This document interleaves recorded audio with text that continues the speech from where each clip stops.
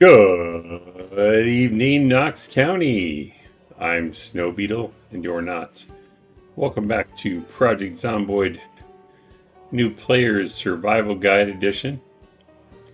What is the best vanilla vehicle in Project Zomboid? That's right, I'll be streaming Project Zomboid every day until Build 42 comes out. Welcoming to the stream, Smarty and Michelle. Glad to see you both here. My #1 fans, as well as Watman Forever. Glad to be here. Glad to have you here. Thank you, thank you. And of course, Admiral Rex saying hello to everyone. Welcome, everyone. It is, I guess it is Saturday. I knew that. I was thinking it was Friday in my head, but I knew it was Saturday. I had Saturday things going on. Another glorious Saturday. It's actually nice and cool here in the Phoenix metro area of Arizona. It was actually a little chilly outside with the breeze, for me anyway. Finally, fall has arrived, if only temporarily for a few days. So last episode, what was it? Oh, we got some food, got our weight moving on up, so we shouldn't have a problem with being underweight anymore. Aldrin Condoy, welcome to the stream. That's a lot of waving and smiles. I always think that blue fish, and I use it too. For some reason, it reminds me of SpongeBob, like some of the fish when they're shouting in the show. Just seems like something you'd expect to see on a box of cereal or something in an episode of SpongeBob. But I like it. It's one of my favorite emojis, default emojis, or whatever you call them.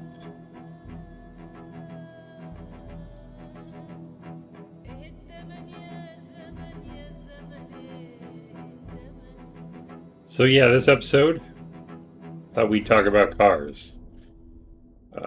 Prepare on, get ready to hotwire them, and also go over mechanics a little bit. But more importantly, in the title I put, what is the best vanilla vehicle in Project Zomboid? I wouldn't say that was clickbait, but it is a little bit vague because, again, just like when we were talking about handling hordes like a pro, the best vanilla vehicle in Project Zomboid, the answer is it depends. It depends on what your goals are. It depends on what you need the vehicle for. It also depends on your personal tastes, really. Just like weapons, everybody's different. They have favorites. They have those that they hate. But we will explore as many as we can today. The game's still loading. Why can't I move? Okay. And we did plumb a sink, so hopefully we have some water. If not, I think we grabbed the water cooler. Yeah. How much is in here? Yeah, we'll just fill up at the water cooler.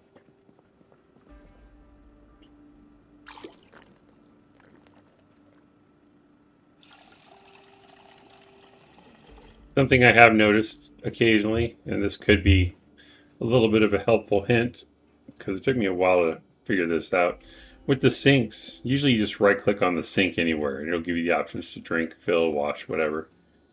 But sometimes, especially if there's a window in the way, try to click on the sink and you just can't find the right spot. I've found that the sweet spot, no matter what, was right here on the cabinet. I guess for the characters, from the character's perspective, it would be the top left corner of the sink, actually on the cabinet itself, not on the sink. That seems to click for me every single time. It just popped into my head when I clicked on it, so I thought I'd mention it. Oh, we still have to sleep. We have extra water bottle. We have that one and oh, 2 more. Okay. We're good. Let's sleep. It's only 3 a.m. anyway. Should probably get rid of some of this stuff on me. We haven't even talked about organization yet. I'll have to do that in a future episode.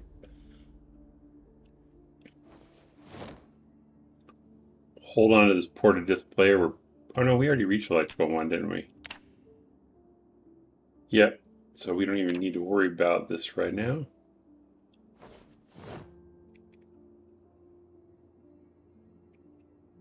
Am I out of batteries? One there. One there. I guess we're okay. All right. These are parts left over from taking apart probably a radio or TV. Lane's commercial. Haven't read that. We'll sleep first and then we'll talk about that.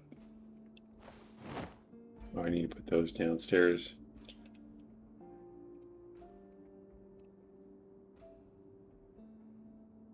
I thought I did that already. It's weird.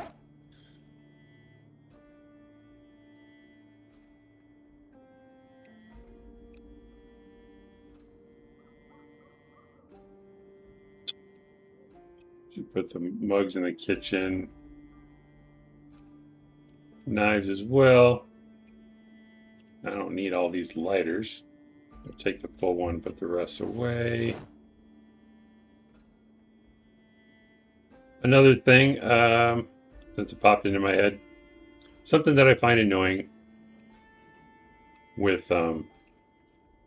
lighters versus matches. Let me put my flashlight down. Hand torch, my bad. I don't think I have another one. Okay, so right now, turn the lights off. Can't believe power is still on. This is crazy. If I hit F the flashlight, or that's basically what I remember it as, I don't have a flashlight on me, so by default it opens the lighter. I absolutely hate this. What happens is the battery will run out on my flashlight. And because I don't realize it, I try to turn on my flashlight and I turn on the lighter.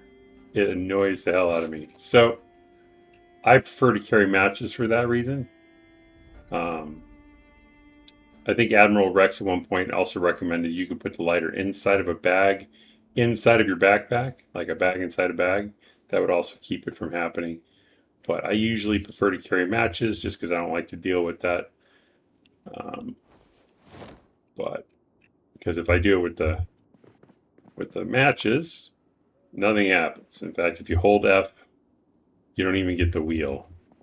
So just a little random tip there. So we'll pick this back up. I don't need the and also, like I said, you can tap F and it turns on the flashlight, tap again, turn off. But if you hold F, it gives you options.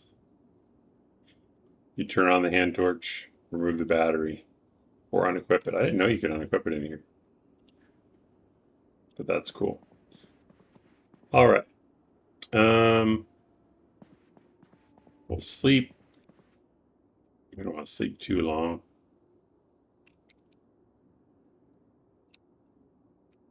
We'll do like 6 hours. What would that be, 11?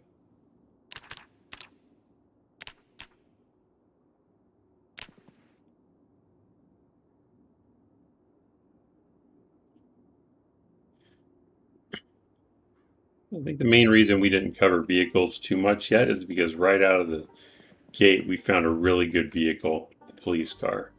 It even had a key in it, so that made things easy. So we haven't really had to look at too many vehicles.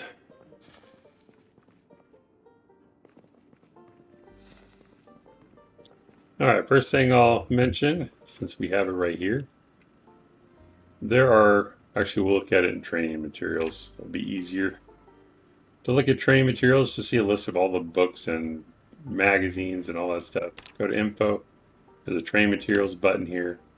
Skills will be all the skill books. The white ones, the ones we read. Recipes will be all magazines. These are the VHS tapes. CDs you can listen to for boredom. And, oh, these are home VHS. I don't know too much about home VHS. I've only seen those a couple times. But VHS, these are all the ones for entertainment as well as the ones you can learn from. For example, the Car Zone episodes They give you lots of mechanics XP. Hey, Green Spider, welcome to the stream. Glad you made it. But what we're looking for right now under recipes. And how are you doing, Spider? I will remember Spider or Green Spider. So these three here, the lanes manuals, as I refer to them, we have commercial models, performance models, and standard models. The police car we're driving is a standard model. I think it's a Chevalier. I can't think of the exact name. I think Chevalier is supposed to be the make. Performance models is going to be all the sports cars, and commercial are going to be the big trucks and work vehicles, stuff like that.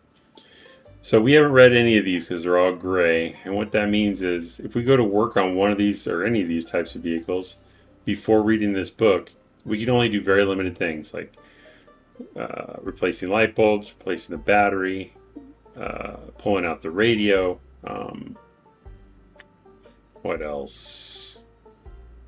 I'm not sure. I think you can do tires too. But all the other parts, you will not be able to work on the car until you read this. So if you plan on fixing up a vehicle, you really need these manuals.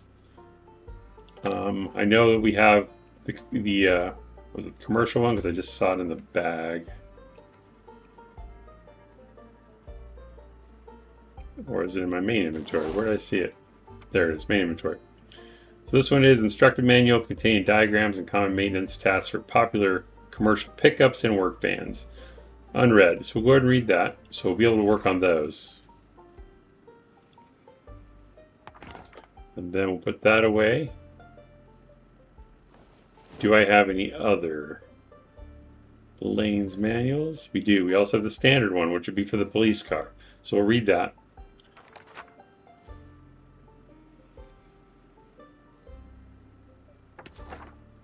Put it back.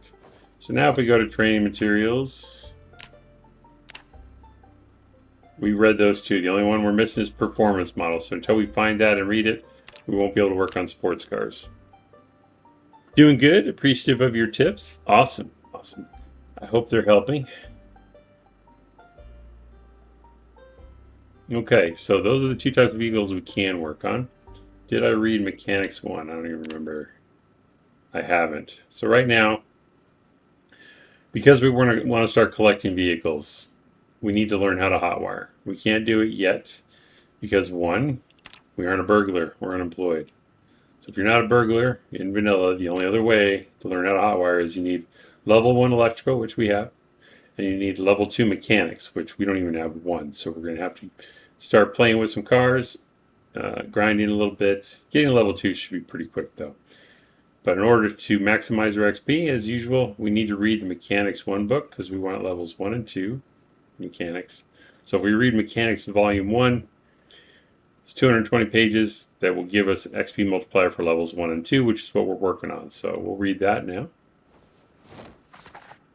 Fast forward that. That's 3 times speed. It'll still take a minute.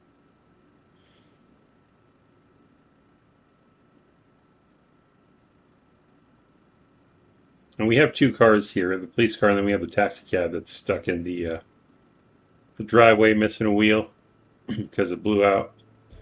So we can pull that closer to the house.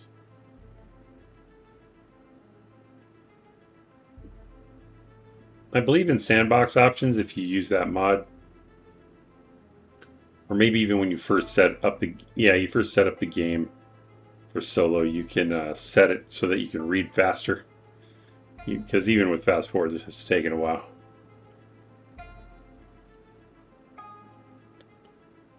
Makes me think of Johnny 5 from Short Circuit. Reading everything super fast. Alright. I probably don't even need to stop fast forwarding again because we just turned that on. Who was it that recommended that? Anyway, one of you guys help me with that. To where time stuff, when it finishes, it automatically switches to normal speed. Okay. Put the battery away.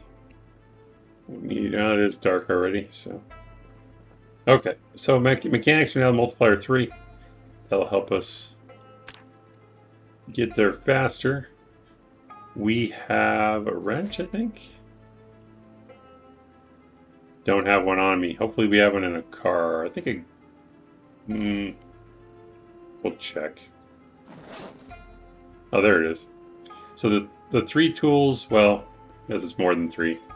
The tools you need for automotive maintenance are a wrench, a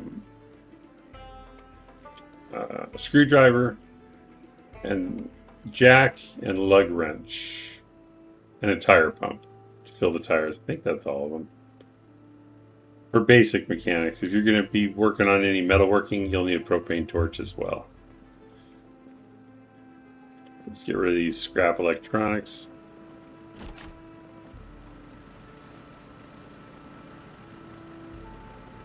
Alright. Well, at least we have a lot of scrap electronics for repairing the generator. So condition is 94%, so it's doing really well. Fuel's going down though.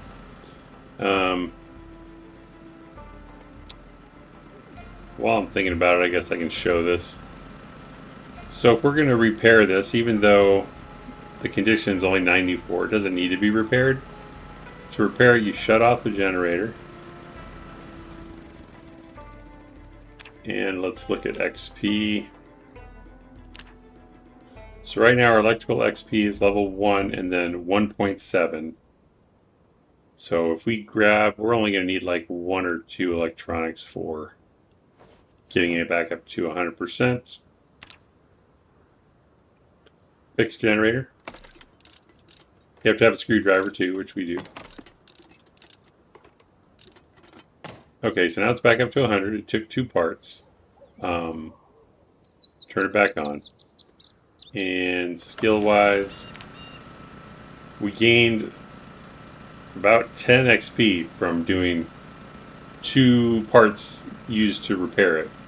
The reason I mention this is if you do need to level electrical, I've never done it, but I've heard people do it. If they have multiple generators, you can set up basically, I don't know, we call it a generator farm. Let's say you had 6 of them. You just let them all run together. You're wasting fuel, but if you have plenty of fuel, you can do it, and then as the conditions go down, you can repair all of them to gain a lot of XP. So that's another way to get XP to level electrical.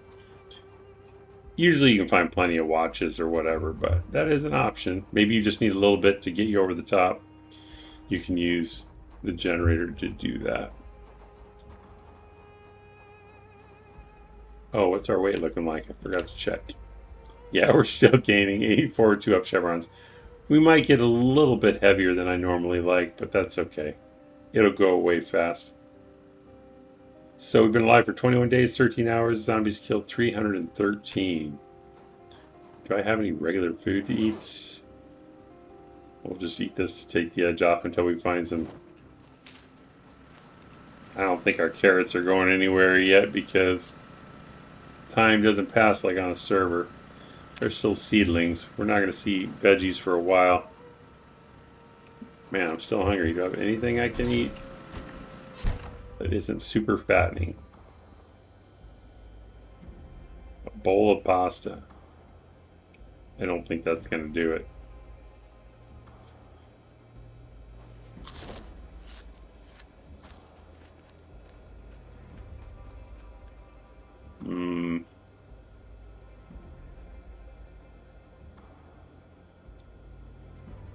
How much calories? It's only 110 for milk. We'll drink one of these. Does the body good.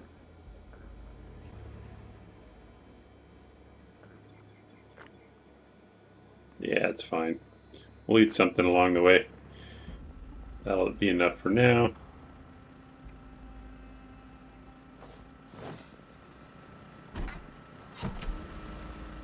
Alright, so we have standard vehicle.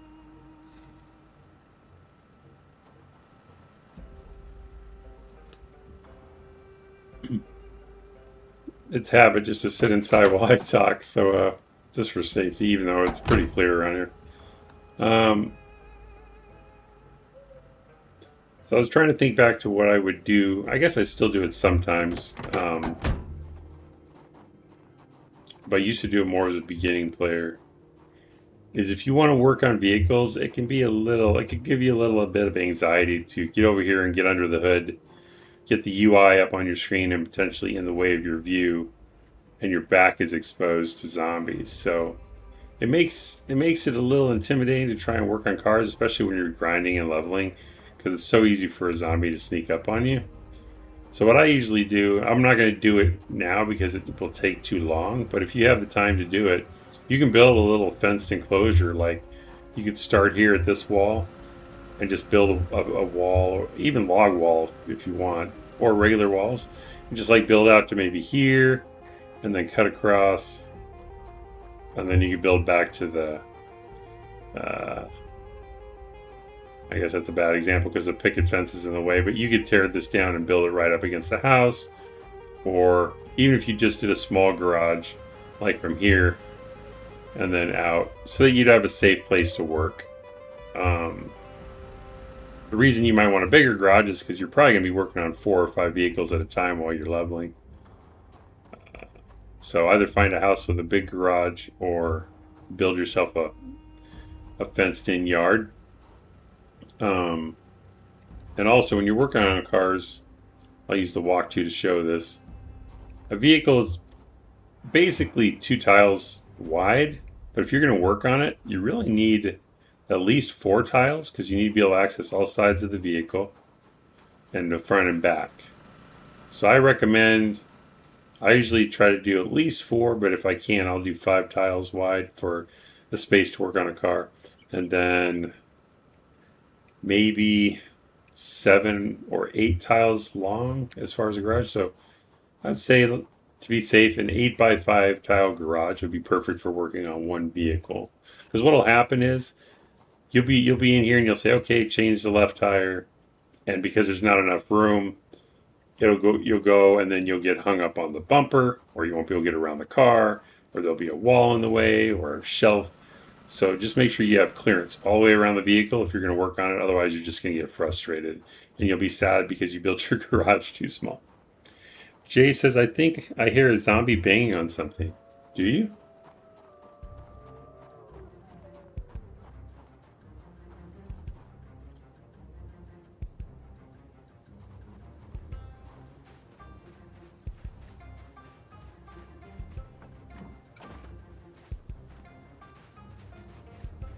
I'm tired already?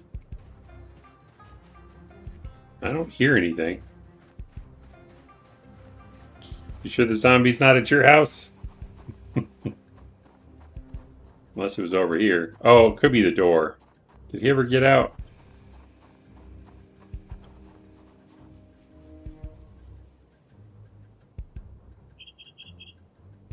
There used to be one banging on the door. Did I finally go in and kill him? I don't remember.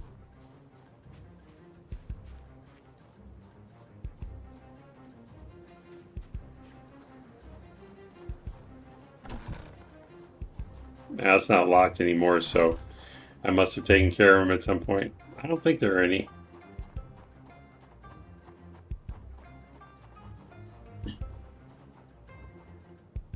Alright, so I'll try to just look at the engine compartment. We should be okay. Alternately, you can turn the car around, so at least you'll be facing away from the house.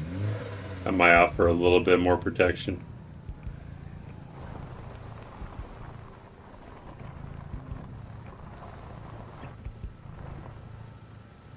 Not necessarily protection, but you can see, like I'm looking this way so I can see what's over here instead of just having my back to the driveway.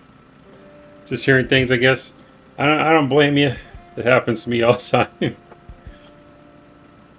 Okay, so again with vehicles, you can press E when you're standing in the rectangle. You can also press V, click on the wrench. I always press U because you can be anywhere on the vehicle. Like right now, I'm not even going to walk. I'm just going to press the U key. My character automatically walks to the engine compartment. That can be helpful for sports vehicles. Sometimes the engine's in the back. Sometimes it's in the front. If you happen to know where it is, great. But when you're playing with a huge list of modded vehicles, Sometimes knowing where the engine is isn't always super obvious. Or like on the big military trucks, again, not vanilla. But if you can't find the engine compartment, just walk up, face the car, press U, and your character will walk to it. So for me, my problem's always been my monitor is too small. So this thing takes up like the whole screen. So I usually feel pretty vulnerable because I can't see anything. You have a couple of options there. If you have the same issue, this top right corner, you can click this pin, and then when you click outside the window, the header is still up here, but you can collapse it anytime you want. Of course, if you want it back, you just click pin again, and then it won't go away. So that's one option. Another option that I just learned, or I guess it should have been obvious, but it just wasn't obvious to me. I was watching Brian Menard play the other day. I think he's a great streamer, but I don't watch him very often because I'm not interested in most of the games he plays. But he's been playing Zomboid lately, so I watched him. And I noticed he has this window. Oh, can I not do it? How did he do it? He had it so that... Maybe I have to unclick this. No. Well, now I'm going to figure out how he did it. He had it so that this window was smaller, and then you could scroll more. You know, instead of just seeing everything at once. I thought it would be this here. That's weird.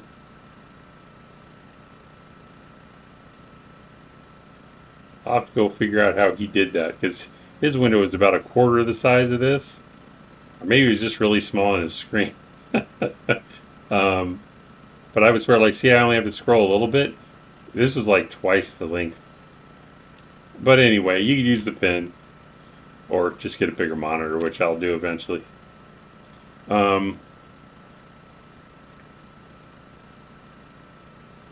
Admiral says, every time you log out of a PZ game, there's a chance that a zombie in a building will vanish. I've also seen zombies appear in sealed buildings. Okay. Good tip. Bradford says, wow, almost 500 horsepower. You got a monster. Yeah. So, I still feel vulnerable here. It's because of the generator. Let me shut this off so I can hear better. Since we still have power. And you don't have to listen to the droning also. So when you're trying to pick out a vehicle, Admiral, it might be your screen settings preventing resizing of windows. Oh, maybe. I hadn't thought of that. So the police car is a Chevrolet Nyala, and this also comes in different options. Like the taxi cab is also a Chevrolet Nyala, and then you'll see like some civilian models. So even though, well, the cab and the police car are probably pretty similar in horsepower. But if we compare this police car, a Chevrolet Nyala, to a civilian Chevrolet Nyala, say that 10 times fast, the horsepower would be very different. This one has 480, but the civilian one will probably be around 400. Still pretty good, but the closer you are to 500, the easier it is going to be to tow other vehicles. And you also move faster. Bradford, yeah, I think you have UI elements larger since you're at 1080p. I think you're right. Plus, I have bad eyes anyway, so until I get a bigger screen, this is my life. But that's why I wear the readers too. Someday I'll get a bigger monitor. I probably won't even have to wear my glasses when I play. Okay. So, the first thing I look at when I lift up the hood, if I'm going to decide if I want a vehicle, is engine. And notice the top part of the screen changes depending on which part you click on. It gives you more information about that part. So if we click on engine, right here next to the word engine in the list, it says 84%. That is the condition of the engine. Condition is how often the vehicle will stall, or how likely it will stall. So 84% is good. It's not going to stall very often. In fact, this one probably won't stall at all. But when you get down to like 50% and lower, the vehicle could stall on you at the worst possible times. But if you come up here to the top window where it says engine quality, that's not the same as condition. Quality is only 63 in this case. And engine quality dictates how easy it is to start the vehicle. I'm actually surprised the police car only has an engine quality of 63. It's usually 100 or at least close to 100. But for some reason this one, I don't know if it's randomly generated, but this one's only 63. But still, it's not too bad. I would expect it to start most of the time. So let's say you find a vehicle and you don't have any other choice. It's the only vehicle you can drive. To me, engine condition down here is more important than engine quality. Let's say the engine quality was 17 or something ridiculously low. All that means is it's going to take you a lot of tries to start it. But if you have enough fuel, once you get it started, and you say you go on a loop run, you can just leave the car running and not worry about it as long as the engine condition is good, because it's not going to stall. But if these are both low, it's really bad because the engine will probably stall on you and you won't be able to get it to start right away, which is bad. That's how you get killed. Boris, welcome to the stream. Heyo. Admiral says maybe try the bottom center of the window and pull down to make it larger if you have time. Oh. Let's move this up to the top a little bit. You're right. So I just have it as small as possible. So yeah, you could, depending on the size of your monitor, you can, this thing doesn't have to take up much space at all. Just for me it does, but Admiral is correct.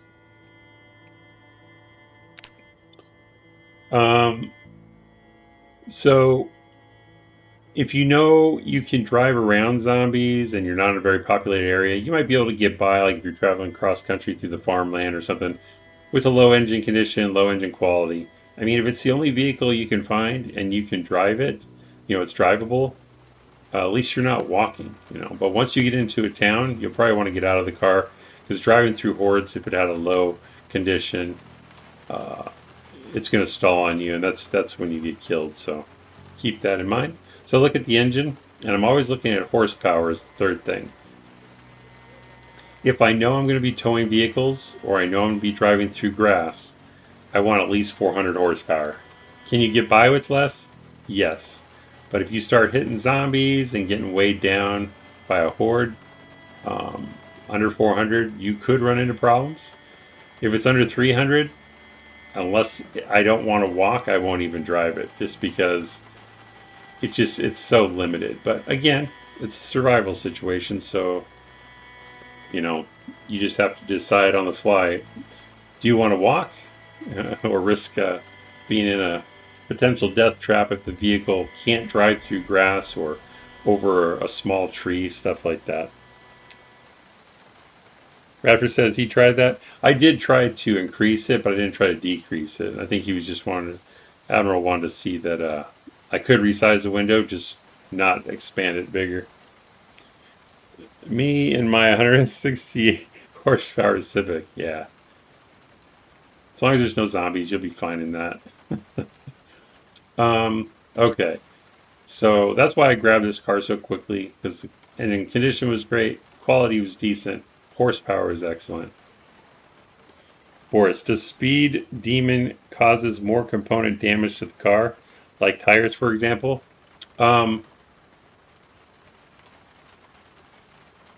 Not by itself, but if you're using Speed Demon to drive through grassy areas, it'll definitely damage the tires faster. And if you bump into anything, you're probably going to take more damage, because the faster you're moving when you have an impact, it's going to damage the vehicle more, as well as injure you inside the vehicle. But as far as the other components, I'm not 100% sure. I don't think brakes actually wear down, but I could be wrong about that, like through use. I guess they would have to, though, because they do take damage, so, or I should say the condition worsens. Also, today was the first day I looked at the vehicle. I looked at vehicles on the Zomboid wiki, There's a lot of information on the car I didn't even know existed, so I recommend checking that out. Even like how to read the lights on the dash and stuff like that. I'll be reviewing it later. I'm not set up to bring it up on the screen, but definitely recommend that. So, good engine condition, good engine quality, good engine power.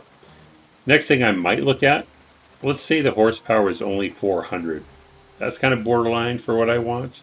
I'll take it, but I would also look at weight if it was only 400, because the heavier the car, the horsepower doesn't matter as much. I should say it can be slower and less powerful if it's too heavy, even with a horsepower of 400. We could go look at what the cab has real quick. My character needs to sleep soon. I'm guessing the cab has 400, which isn't terrible, but I would take the police car over it any day.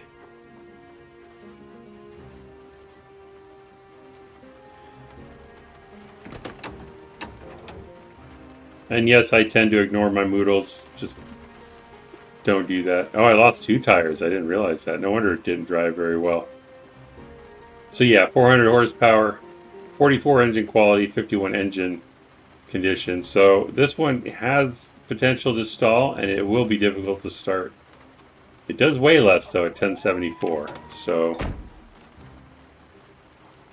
that's why it was decent until we lost 2 tires. Or says, in my current run I have Speed Demon and my tires are wearing out like crazy. Are you driving through grass a lot?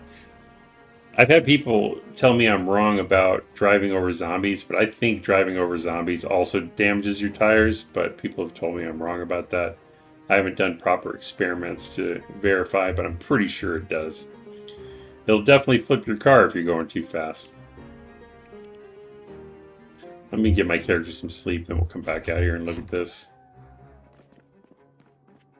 I'll turn the generator on in case the power goes out while I'm sleeping. I don't want to lose that ice cream. Oh, we need water too. And something I didn't know for a long time is your character drinks water while they're sleeping. So when you're thirsty, you should definitely fill up the bottle before you go to sleep. It's like having a bottle of water on your nightstand, I guess. That I did check, because I was wondering about it, but you will drink water while you sleep.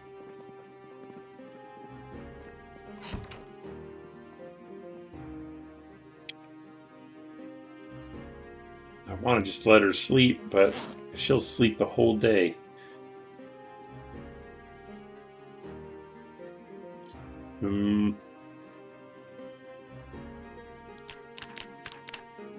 Oh, that's too much.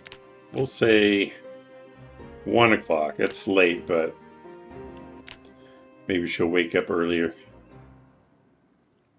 I'm going to double check, because sometimes I choose the wrong time. 1300, okay.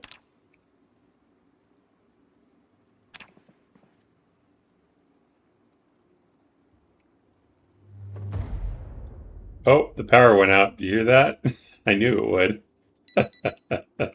So good thing we had the generator on. I don't know how fast food spoils, but it could have spoiled while we were sleeping. That would have sucked.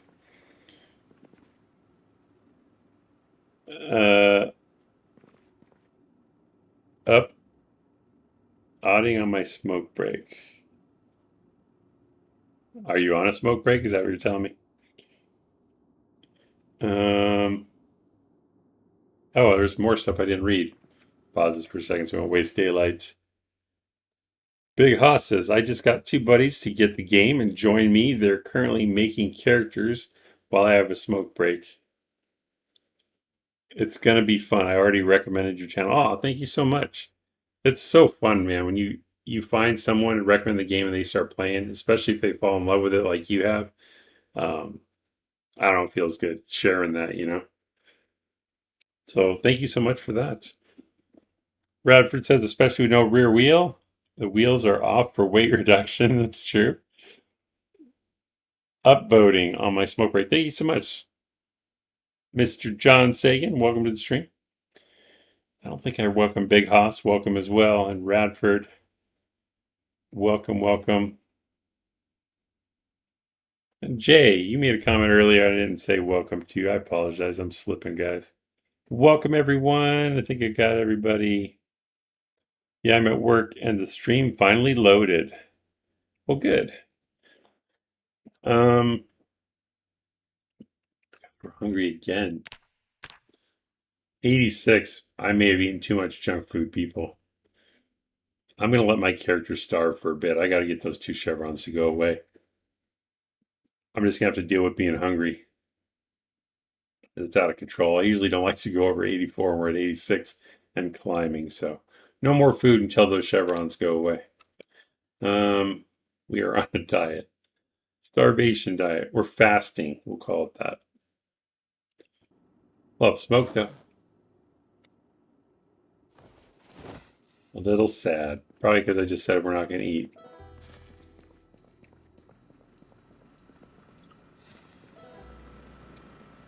And you can take seats out of a vehicle to reduce weight. I don't recommend it because I like using them for storage. All right, so I'm going to move the cab. Actually, might be able to drive it. It'll suck with 2 wheels missing, but I've never tried to drive it with 2 wheels missing. I've only done it with 1 wheel missing. Let's see if it'll move. I didn't even notice. I think the engine was at like 51. Was that it? We're on grass, so that's going to be a problem. Oh yeah, it's not going anywhere. That's awesome. Alright, we'll get the police car and tow it over. Fatty, you're right. Absolutely.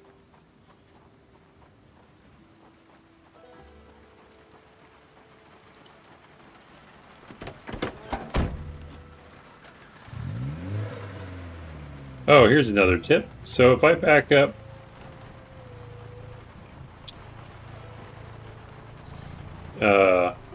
it might seem normal to back up to a vehicle, hook up to tow it. You can do that, but you get more power if you tow in reverse. At least initial like torque or whatever you want to call it. So if you need to get a vehicle out of the grass or tow something that's missing tires, you want to go in reverse because you get more power when you back up. At least more initial power to like yank it into motion and use that momentum. So we'll do it in reverse since it's missing 2 tires. It's going to be a bear to get it out of the grass. Shouldn't be too bad once we get it on the gravel. Yeah, the police car has enough power. It's moving pretty good. It's actually better than I thought. Another thing that's weird, you would think if you took all the wheels off the car that it would be harder to tow, but it's actually easier to tow. It'll just slide all over though. That's the problem. So if you ever have a car that you just can't move, try taking all the wheels off and it should slide pretty good.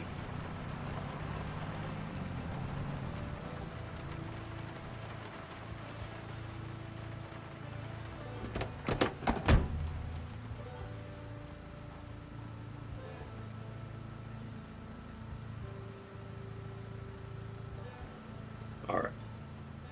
We'll do a little grinding real quick on here. Okay, so depending on what tools you have when you start, you may only be able to grind a few parts on the car, and also depending on what magazines you've read or haven't read.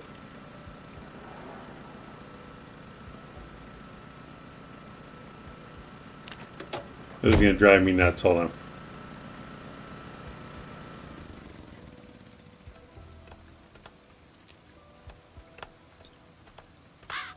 I usually put the generator where I'm not working so I don't have to listen to it all the time.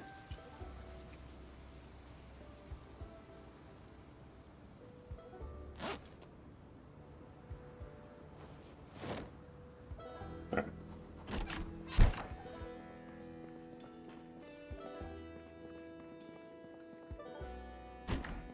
Oh, I forgot I can't go through there. All right. I probably shouldn't go that way anyway in case there's a zombie waiting for me outside.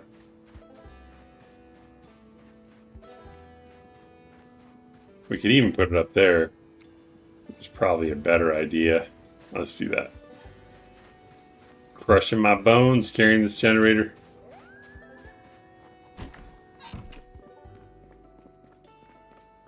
This will also muffle the sound to the first floor a little bit. Now we're extremely over encumbered, so we got to be very careful here. We're going to use mouse commands to climb through the window and walk to get over. We'll put it there.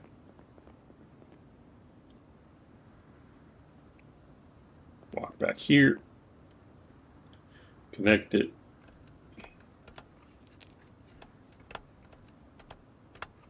Broken leg tutorial, right? Exactly. And now that you mentioned that, and that's what I was talking about too, but I'm wondering if your character's weight has anything to do with getting a broken limb if you fall.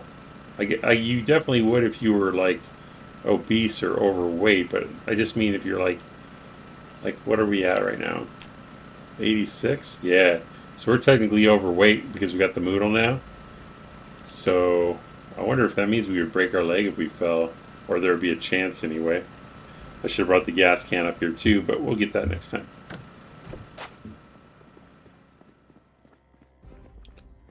Already quieter.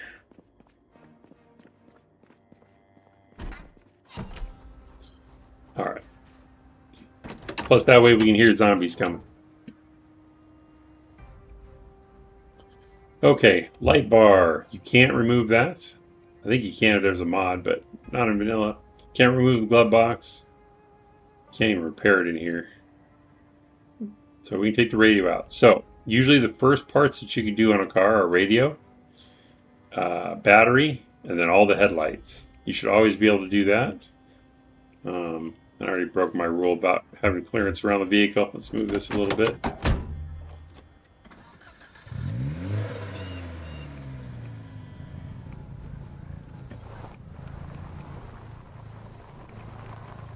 There we go, that'll work.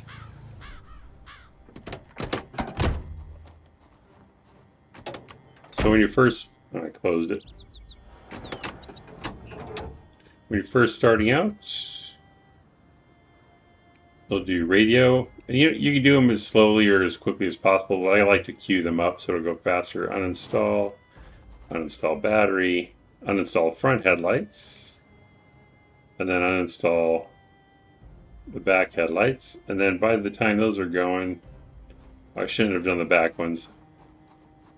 I usually reinstall everything in the front first.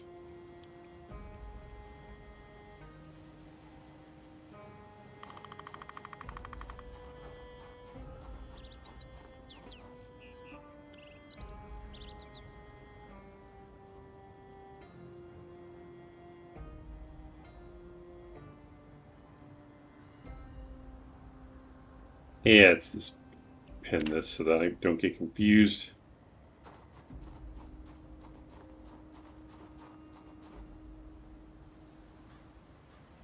We'll see how much XP all of that gave us. This is just one car.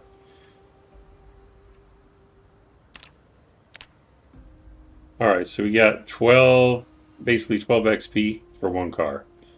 Now, an important thing to note, it does. Same for tripping over a fence as Radford. Okay, makes sense.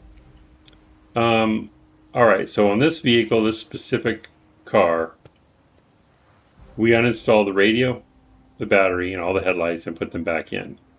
Now, there's a 24-hour cooldown period. Uninstalling or reinstalling any of these items will not give us any more XP unless we wait 24 hours and try the car again. And this is why it can be important to have like 4 or 5 vehicles, because usually what I'll do is when it's dark and I don't want to go outside where it could be dangerous, I'll just stay home at night, work on cars all night to gain XP, grind a little bit.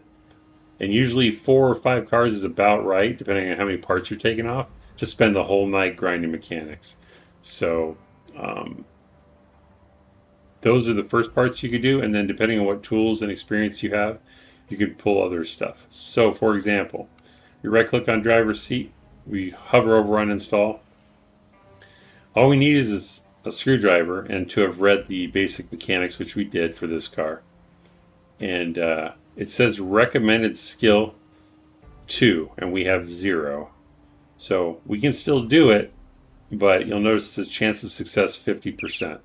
So you have a 50-50 chance of doing not being able to uninstall it and damaging it a little bit. Now, the thing that's cool about this, I don't want to do it on the driver's seat. We'll do it on the cab because we don't care about this car as much.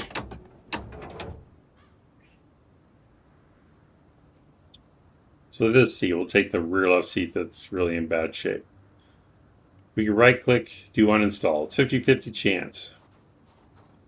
Hopefully we fail so I can explain what's happened. Right now it shows it's 32% quality, or I should say condition. And of course I uninstalled it on the first try. Got lucky, we'll put it back in. May not be able to put it in either. Sometimes your skill level will prevent you from doing that. Okay, it says failure. We were unable to install the seat. Did we get any XP for it? Yes. So the cool thing about damaging parts, or failing I should say, is you get XP every single time you fail. No cooldown necessary. And the reason this is important is, did you get more XP? We did. So another way to grind XP quickly, find a vehicle you don't care about. One you're never going to use but has some parts on it. You can try to install every single part on it regardless of skill level as long as you read the recipe book. You know, for standard, commercial, or performance. You will destroy that vehicle because you're going to damage parts because you don't know what you're doing. But you're going to gain so much experience on that car, it's worth it. So don't worry about damaging parts on a car you don't care about because you're not going to use it anyway. That way, let's say you can only find 1 or 2 vehicles nearby. You know, and maybe we'll say you find 3. 1 is good for driving, 2 aren't that great. You can destroy the other 2 grinding mechanics by damaging all the parts and failing on all kinds of uninstalls and reinstalls. I've done that before, and it works pretty well. You gain pretty good XP from failing too, so we'll go ahead and take off the stuff that we won't damage on this one, put it back in. So we'll do radio, battery, already missing 1 headlight because we damaged them all. Put the radio back in, battery back in, and headlight back in. Now technically I could uninstall and reinstall 1 headlight from all of these slots to get XP for each slot. You could do that. It's based on the slot, not on the part, as far as the cooldown is concerned.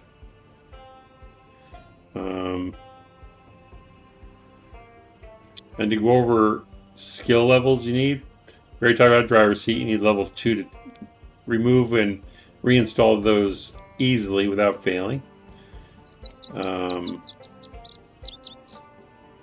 Muffler, you need level 5 mechanics, and you only have a 5% chance. So you will break the muffler guaranteed until you get to level 5. And an important thing about the muffler, if you look at the information up here, engine loudness modifier. So this is 1.48 times louder than 100% muffler. Although it is an old muffler, so it may have a loudness multiplier above 1 by default. But you notice this loudness multiplier is 1.48. If we go look at the police car, it probably has a better muffler.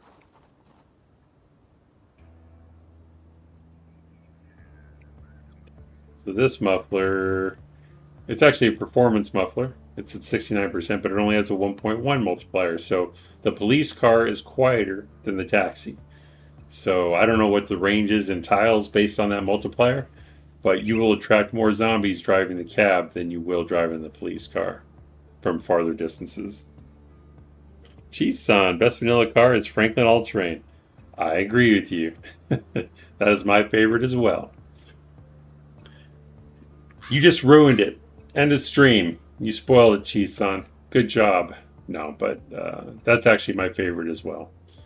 I don't know your reason, but I like it because you get 4 seats, you get excellent horsepower, you get good storage in the back, um, and I think I already said horsepower. It's a little bit heavy, but it's an all-around perfect vehicle. The Virtual Addicted, morning. Chisan says not.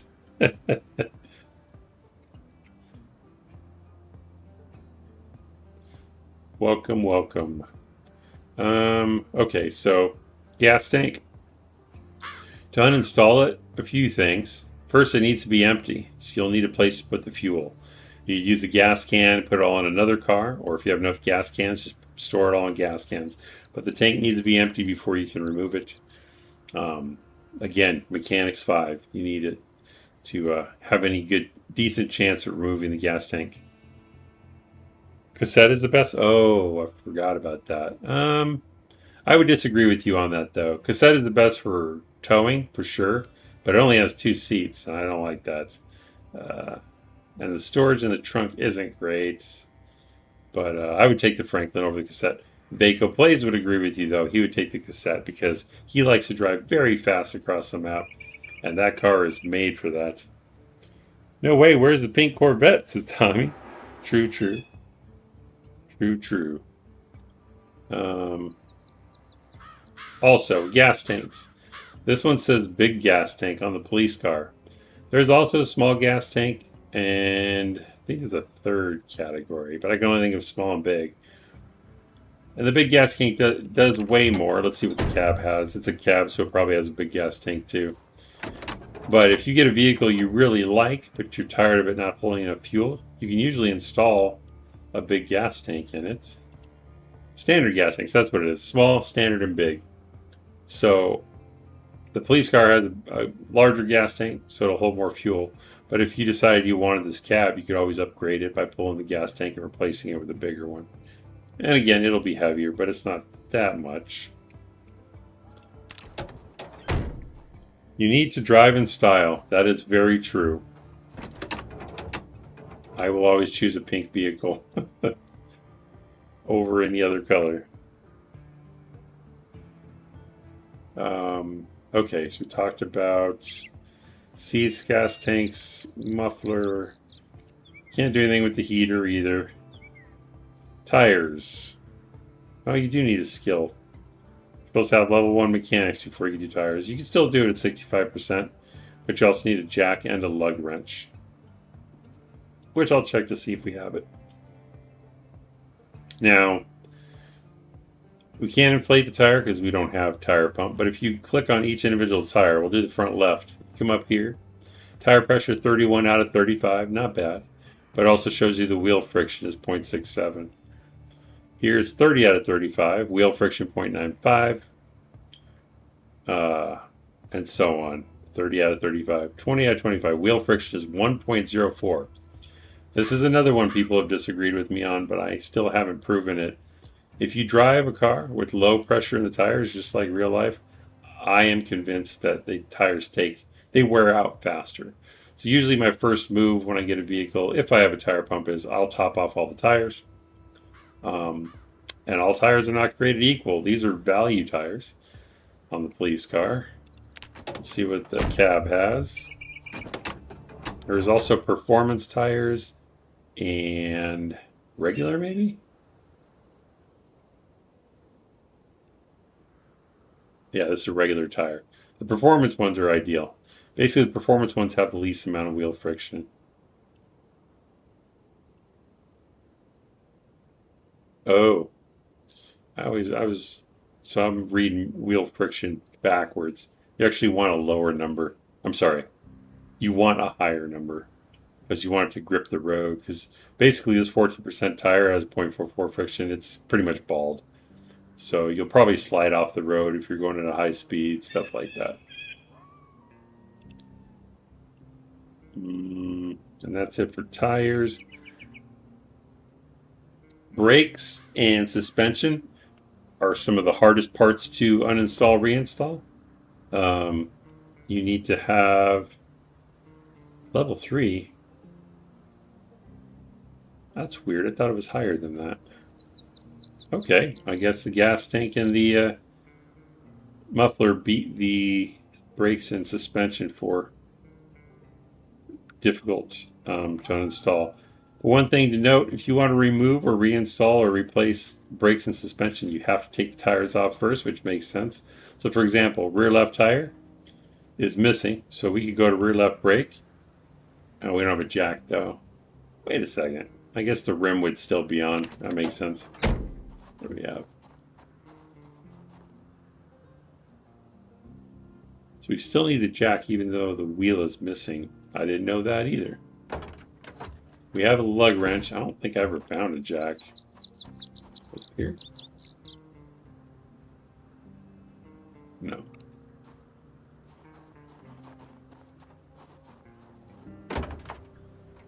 Alright, we gotta find a jack.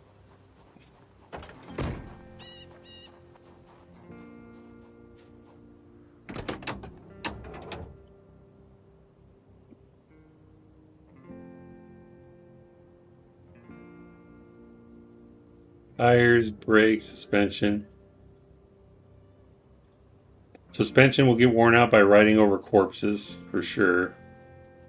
Brakes, I think it's just from use and maybe collisions. Trunk lid. This part I'm not sure about because I always thought, okay, so the hood protects the engine. As long as the hood has condition, the engine won't take damage from collisions. But once this hood is 0, then the engine starts taking damage from collisions. I used to think that was the case with trunk lid protecting the trunk, but I've been told and I'm starting to agree that the trunk lid doesn't actually protect it.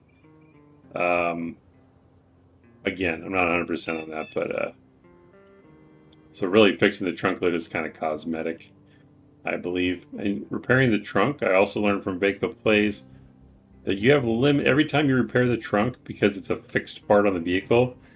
It becomes harder and harder to repair. It's like basically diminishing returns. So take care of your trunk if you want it for storage, because after repairing it once or twice, you're not going to be able to get the capacity back up to where it should be. And it'll be click on trunk. It shows up here capacity 4.6 out of 32. So it's telling you right now it's holding 4.6, and the max is 32, which isn't great, but for a coupe, it's not bad, or a sedan, it's not bad. Windshield, level 5. So this is also difficult to uninstall and reinstall. So you don't want to break these if you're going to keep the car. I guess windshield or rear windshield aren't as important, but your front left window is important because that's where you're driving. Keeps the zombies out. You also have the option to smash the window. Something funny my brother did once. You right click and you can do wash vehicle. And it looks like this. It uses water in your inventory. Get the blood off the front and the back. But what was funny was, if you right click, let me get over here where it's actually, oh, it's gone now. But wash was at the bottom, but smash windshield is very close to wash the vehicle. So my brother was going to wash my car for me, and he ended up smashing my windshield. Worst car wash ever. So be careful of that if you're going to wash the car, that you don't accidentally smash your windshield. Porsche had one last run, says Virtually Addicted. I don't think the Porsche is vanilla though, is it? I didn't see it on the list. But yeah, that's a fun car. I have a hard time remembering what's vanilla because I play on Drunk on Life servers all the time, and KPK puts a ton of car mods on there. So I quickly get used to those cars and forget what's vanilla. Like, I thought that the big, not the step vans, but the like big moving trucks, I thought those were vanilla, but they're not on the list, so I guess they're not. As far as the Zomboid list, I guess all those are modded vehicles.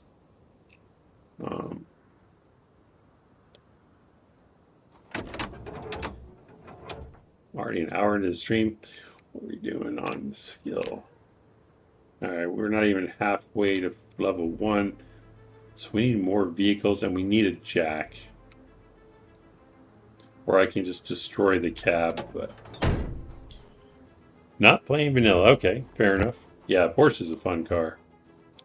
Let's see if we can go grab a couple other cars before it gets too dark.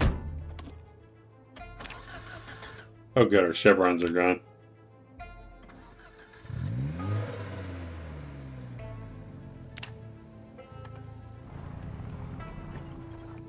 Remember 24-hour cooldown for XP? Right, right. Yep, I did mention that. I didn't pay attention what time it was, but the sun was still up, so it should be like afternoon the next day. Hey, the corpses are finally disappearing.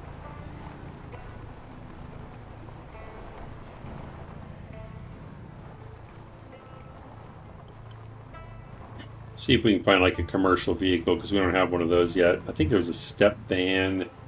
Where was it?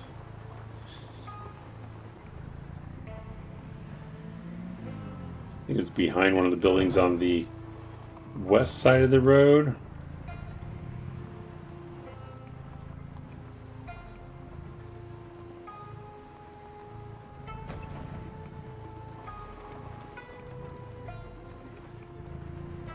Station wagon's also good for storage. It has 4 seats and a big trunk. Oh, there's the jack. I remember dropping it on the ground now. Thank you, past snow beetle. You did good. Alright. We didn't have a bag, I think, at the time. So we have all the tools we need now. I don't think we have a tire pump yet, though.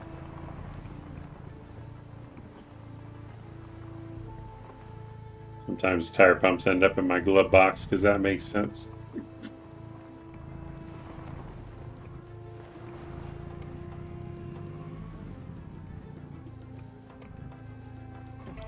I can never remember where all the parking lots are. That's why I was checking back there. Must be behind the motel. I think the Spiffo van is heavy duty or commercial.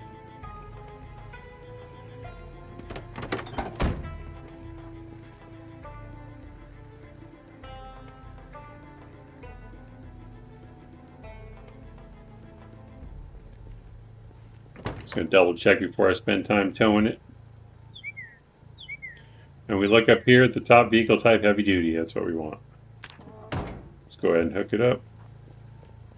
What did I put on the ground?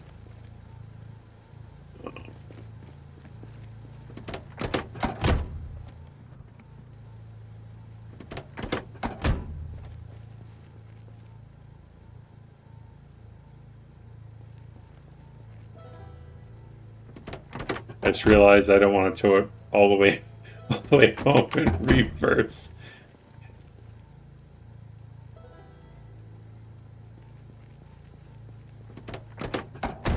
Also, if you're going to go in reverse near zombies, just kind of feather it, because you make more noise going in reverse than you do forward. Hence the extra power.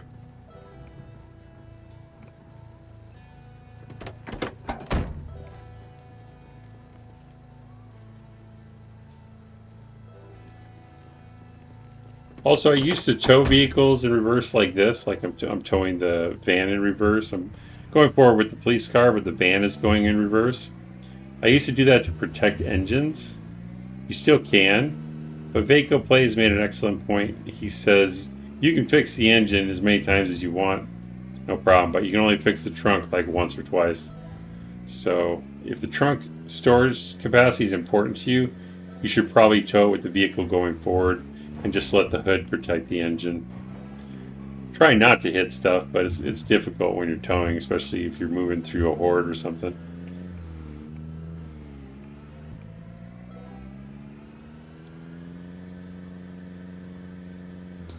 The virtually addicted, especially trucks in my experience. Yeah, that's true.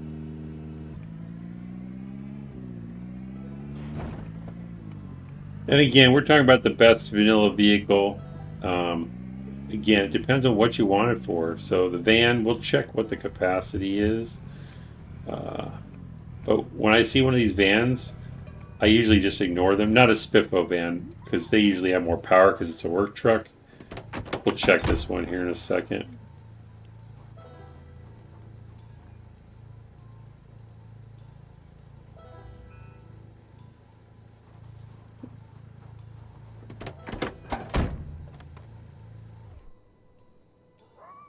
Probably should have turned it around, but that's okay.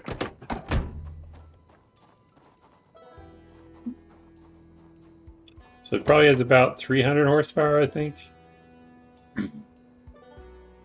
Ooh, this one has 4. So because it is a work truck or work van, it'll have more horsepower. So basically, if you run up and you see a van and it's unmarked, it's not a work one, it's just like a civilian model.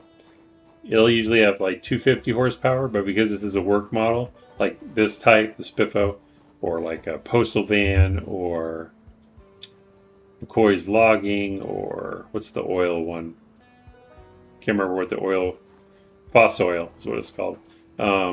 Those, because they're work trucks, they'll have more horsepower. They'll be better vehicles overall. And they'll usually have a better quality engine.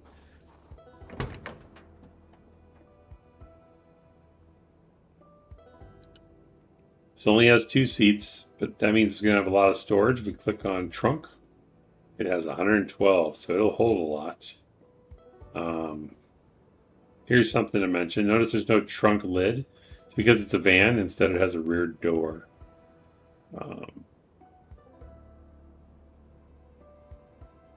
And the van only weighs about 1,000. So 400 horsepower to 1,000, it's pretty decent. This would be a good vehicle, especially if, you know, you have no other options. This is a pretty good, it's almost as good as the police car. Although I don't really like 2 seats. Storage capacity kind of makes up for it. What's the muffler look like? Performance muffler. Loudness multiplier 1.0. 3, not too bad. Something else to notice. Doesn't show it there. But just another beginner tip. You cannot interchange parts between vehicle types. So like you can't put a heavy duty muffler on a standard vehicle and vice versa. So the reason that could be important is, let's say you love this police car and you want to keep it in good shape. You want to put all the best parts on it. You should probably be collecting standard vehicles like this cab or other Nyalas or other standard vehicles. And probably not as many commercials like this, because you're going to want parts off of these cars instead. Tires and brakes and suspension and all that. So if you plan to only have one type of vehicle, you're really only going to part out that same type. And then sports cars are the hardest to take care of as far as finding parts. And also, in fact, I might show it on this one. And maybe this is what I was thinking of, because I usually drive commercial vehicles. What was it we were trying to uninstall? Brakes? That's what I was thinking of. Okay. So if you remember, on a standard vehicle, to uninstall brakes, you only needed mechanics level 3. On a commercial vehicle, you need mechanics level 6, because it's a harder vehicle to work on. Performance vehicles are even worse. Just to double check, I was right there. I'm pretty sure it said 3 on this.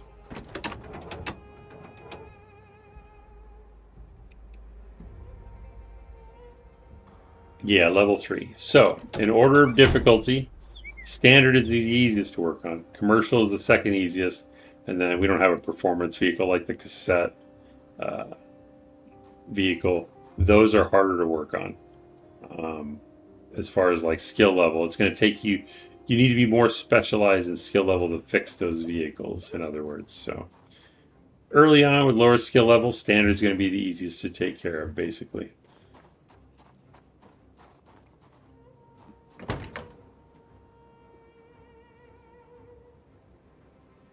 Let's go ahead and do radio, battery, front headlights, and reinstall these.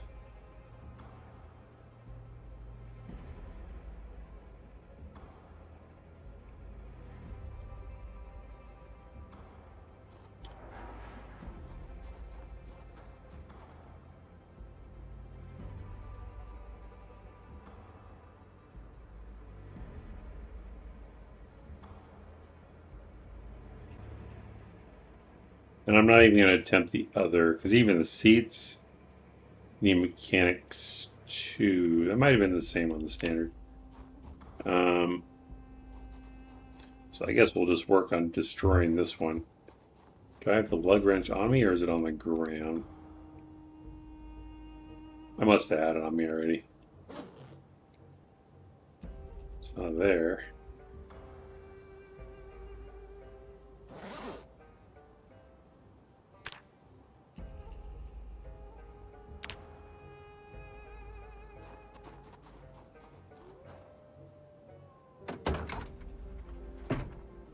There it is. Okay. Let's just destroy this cab because we need to level up. Already thirsty.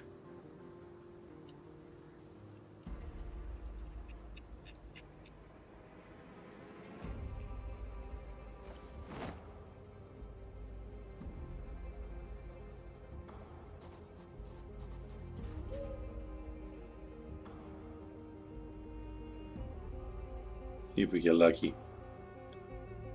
All right.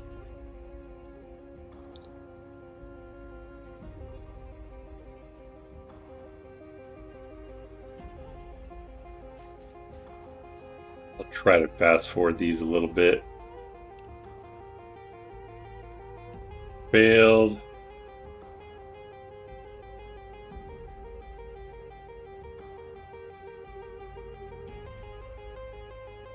And notice the weight, the extremely heavy load from holding the car seat. Other parts are heavy too. We already did that seat. This is when you got to be careful because your character will take some damage working on cars. You'll also gain fitness, or I should say strength, but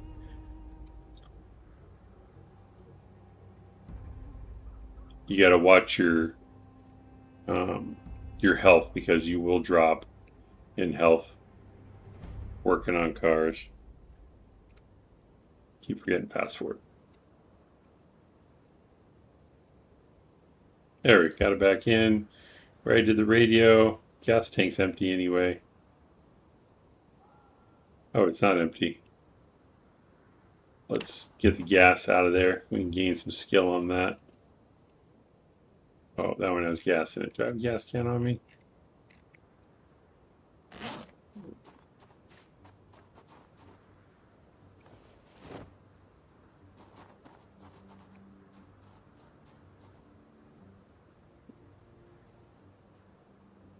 I need to take it out, not under the hood. Siphon the gas.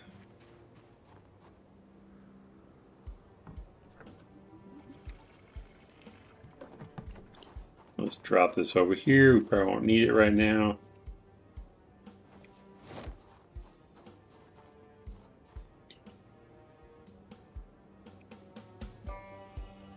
All right, gas tank, uninstall.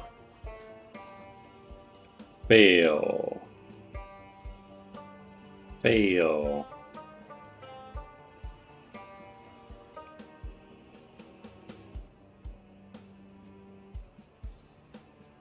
Just double check I'm still getting XP. Now that's at 0. We're at 59.15. I don't know about if the part is at 0. I want to make sure we're still getting XP. Yeah, we're still gaining a little bit. We won't be able to put it back on once it comes off because it's broken. It's at 0%.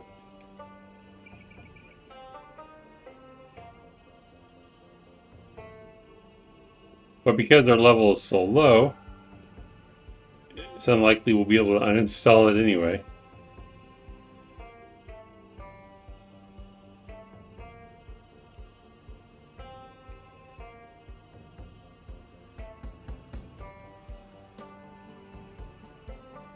But yeah, mechanics grinding is not the sexiest thing in the world, but it's necessary if you want to maintain your car. You take care of your car, it'll take care of you.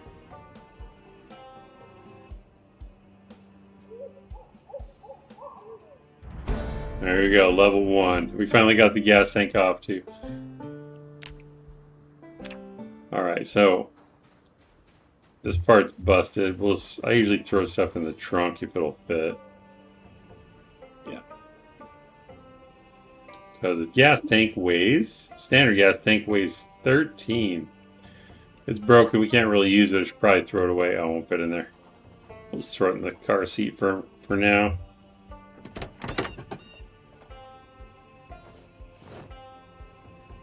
Car zone for the win. That's true. We could do that too. In fact, that's a good idea. Let's go get some tapes.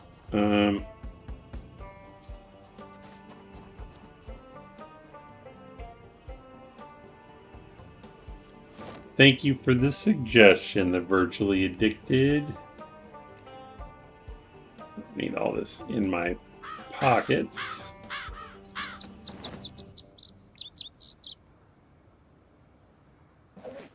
Oh, it's in my hand. I'm like, where's my wrench at? Screwdriver as well. Oh, there's no video store in Rosewood, though, is there?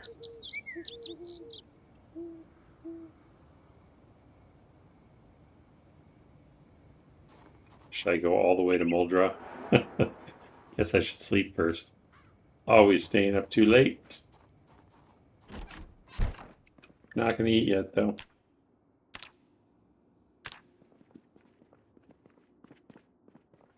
Although, I can't get the health back up. See how much health we lost from working on the car?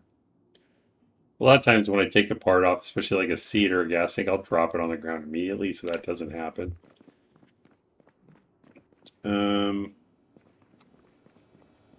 What do I have that I can eat?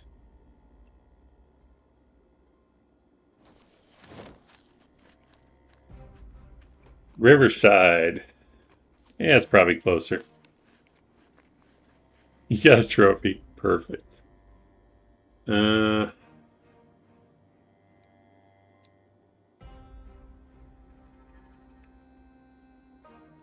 Probably make a pot of rice real quick. Just so we can get our health back up. Yeah, we don't want to be low on health. Moral of the story, make sure you can eat if you're working on the car so you can keep your health up.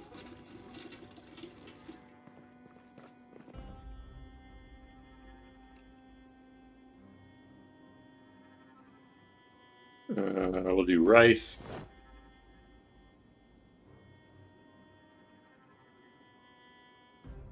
Unhappiness 20. Some salt in there. Just trying to get rid of the unhappiness. That's fine.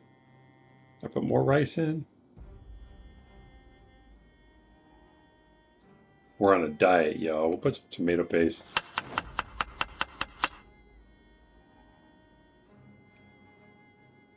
And beans. We don't want to eat beans right now. Peas might not be too bad. Veggies is what we need. We'll put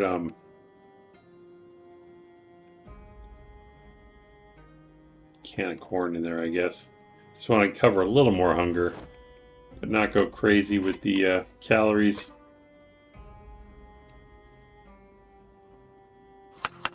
It's 15. We'll see how it goes.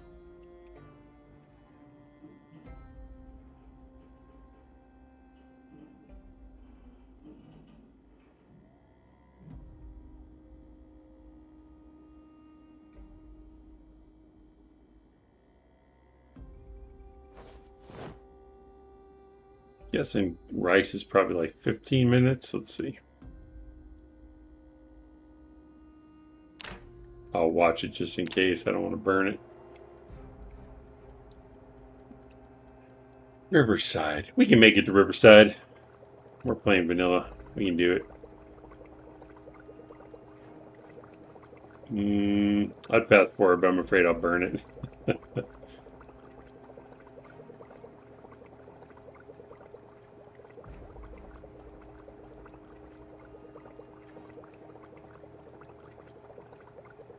And I'll just let her sleep as long as she wants to sleep, because I keep getting tired, I think, because we're not sleeping enough.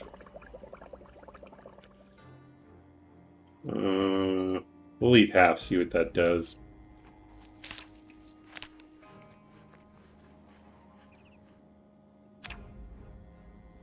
Didn't even put us in the green. We'll eat the rest of it.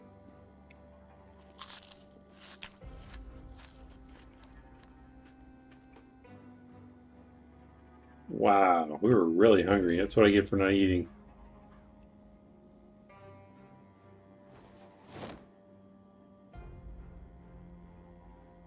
It's all fattening food. It served its purpose, but now it's like I don't want to eat it.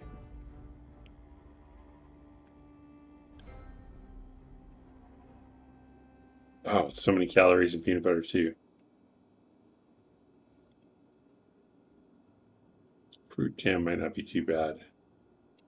Let's eat a quarter of it. I mean, in real life it'd be terrible, but we'll eat one more quarter. Just give me some greens so we can heal. Oh, I have to eat the whole thing. Damn it. My weight's going up again. Bad call, Snow Beetle. Bad call. Alright. Forget it. Oh, I gotta sleep first.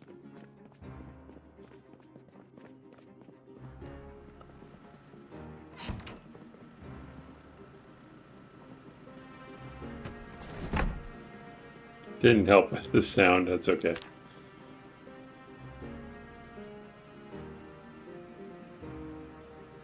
Wake up. Wake up, wake up, wake up.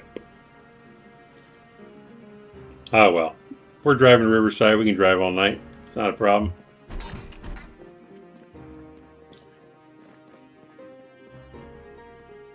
But yeah, if we can get the cars on VHSs, that would be huge.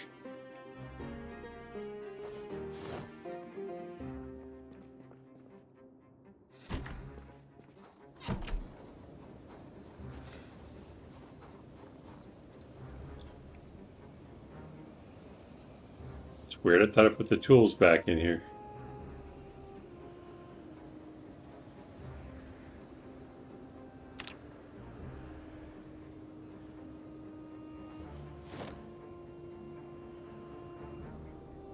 Jack, wrench, and lug wrench.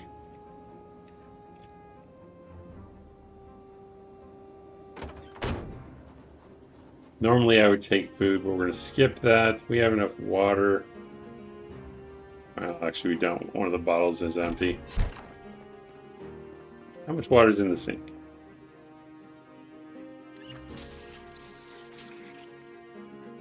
Oh, it was full. Cool.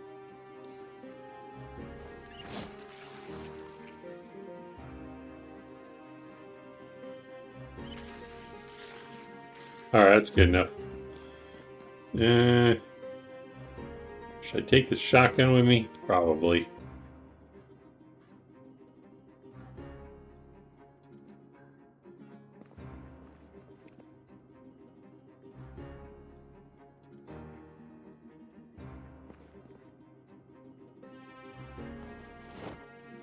Don't need the sheets on me.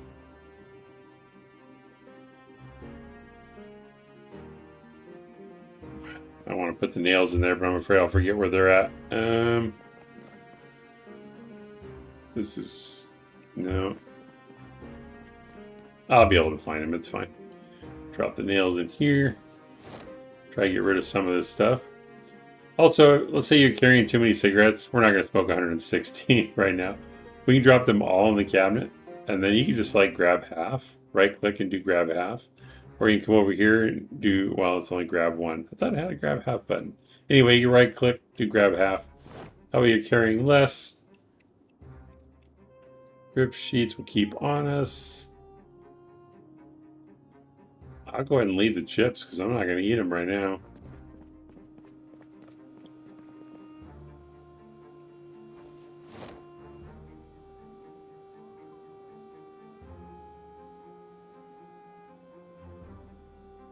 Yeah, I'll have to do an episode on getting organized because I'm showing bad habits here.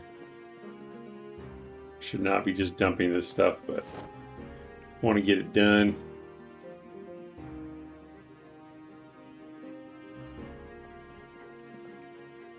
Probably don't need all these socks on me. We'll carry 2 pair, get rid of the rest, and the pants. Alright, that lines us up a little bit. Put our screwdriver and matches away. Alright. Worst case, we have to spend some time in Riverside.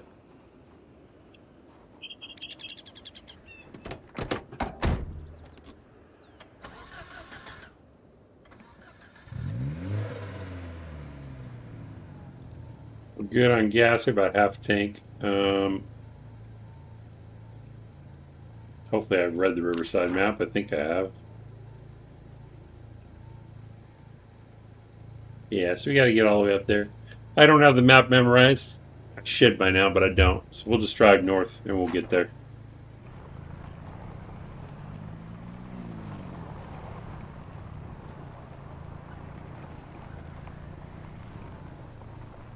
Maybe we'll even find a tiny trailer on the road. That would be sweet. You could just stop at Crossroad and do mechanics there. That's true too.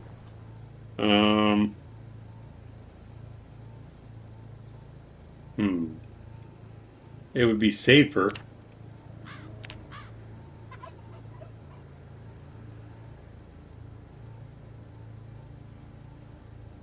would probably be faster too.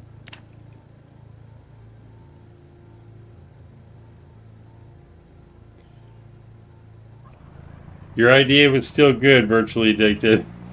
I'm just going with saving time. Admiral's not wrong. I have all the tools I need. Yeah. But what the Virtually Addicted was suggesting is we find a VHS store. There isn't one in Rosewood, but there is one in Riverside and Muldra. We could, if they had, and that's the other thing, the Car Zone tapes might not even be at the store. So it could be a wasted trip. We know for sure we can level at the Crossroads. But there are 3 available Car Zone VHSs.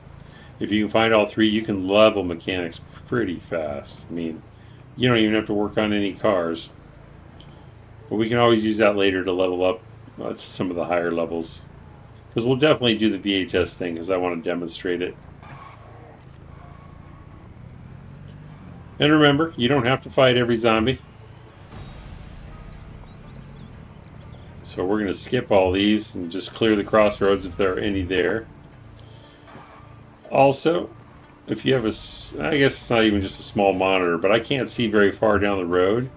I tend to drive in either the right lane or the left lane. If you're on a multiplayer server, I recommend staying on the right side in case someone else is coming. But most wrecks are in the middle of the road. Not always, but mostly. So especially if you're going to be going faster, you want to stay to the right or left so you'll have less vehicles to crash into. Virtually Addicted, true, and usually lots of Zeds, yeah.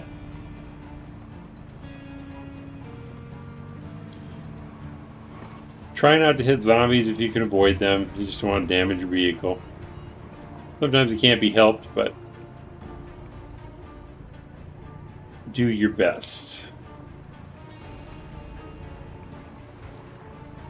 And the crossroads Admiral is referring to are the crossroads south of Muldra. It's usually a very quiet area with multiple vehicles.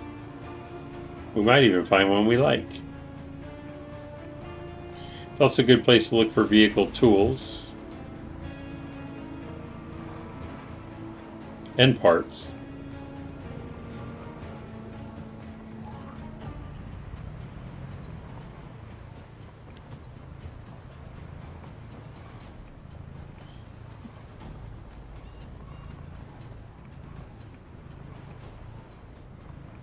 Oh, I'll demonstrate. I don't know if I demonstrated it yet.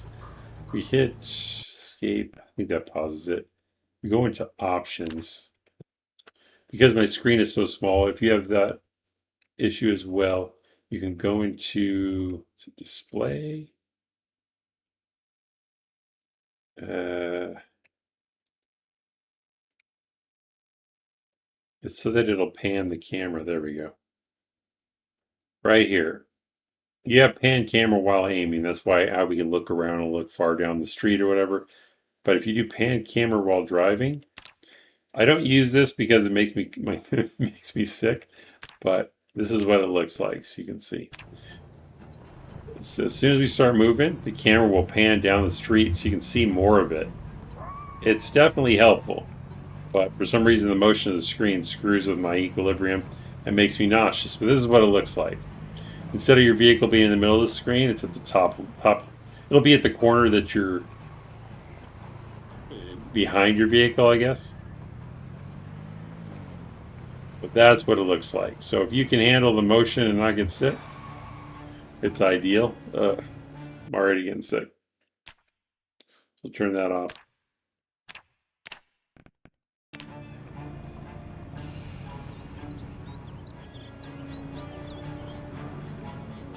All right, that road I believe goes to the warehouses up north. So Muldraw Crossroads should be coming up soon. Unless I haven't gone as far as I thought.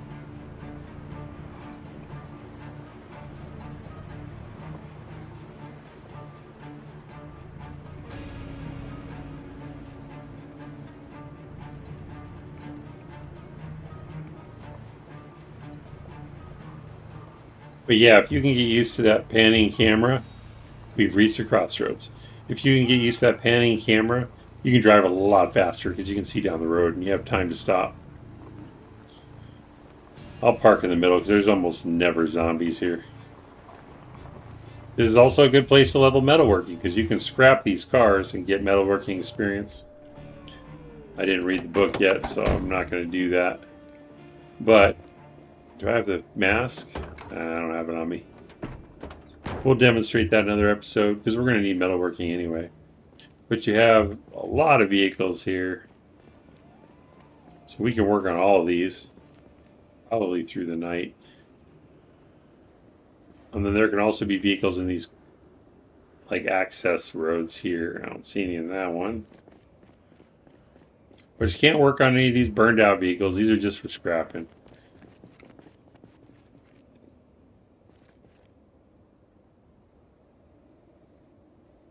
Usually there's some in those access roads. It's weird.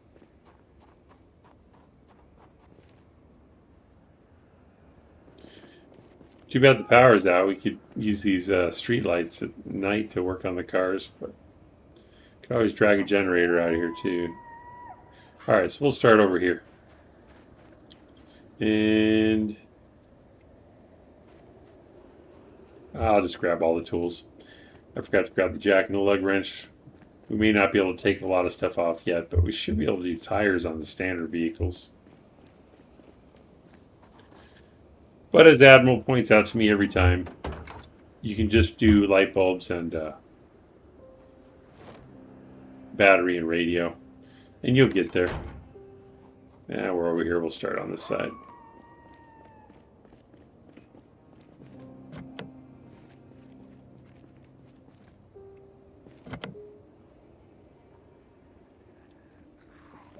Yeah, we usually come this far east.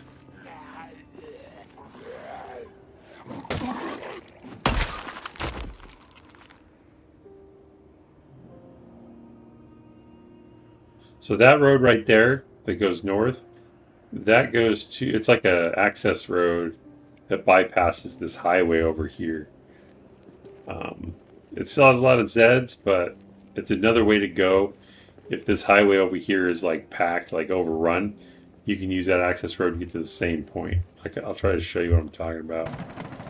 Oh, meta event, fantastic. Bandits has me a little bit on edge, even though we're not playing with it. Click on the map. So, as you can see, we read the map to Muldraw, so we can see the whole thing revealed. Here's the main highway off of this crossroads here. And then this access road goes all the way up there also.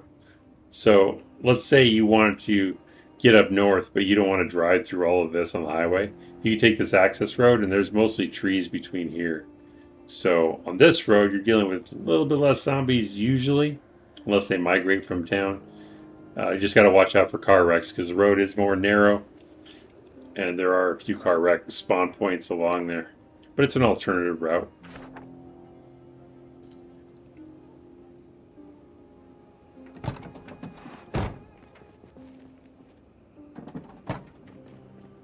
Alright, See, the problem is we shouldn't be able to uninstall anything because this car is locked. Can always break the window. But I'll show you demonstrate. All 4 doors are locked. We can get into the trunk, or the hood, but can we take the radio out? Yep, we can still do that one. But the battery, if you hover over uninstall, it says car key is required. How we can take the radio out but not the battery is beyond me. But them's the rules. So we also can't take out the headlights because the car key is required. Well, we happen to have a key right here.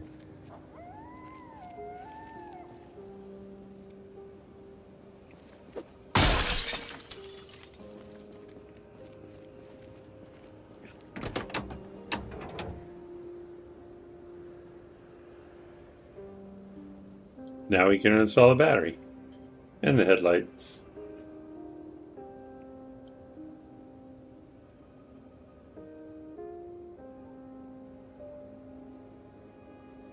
And the taillights.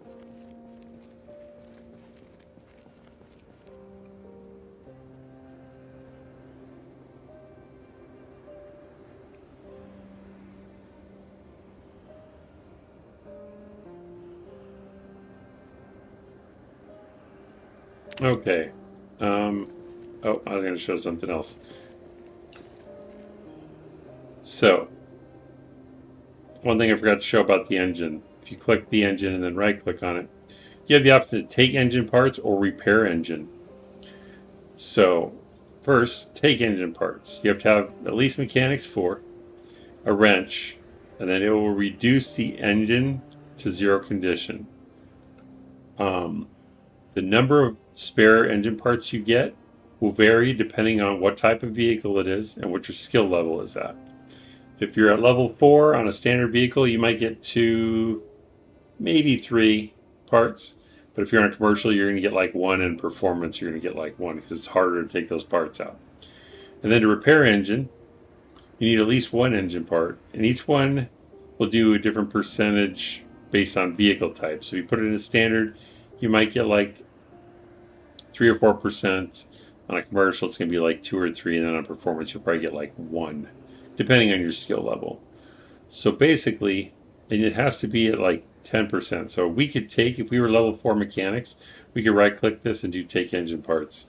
And we would get some, and then once you get enough, you can use those spare engine parts to make your engine condition better.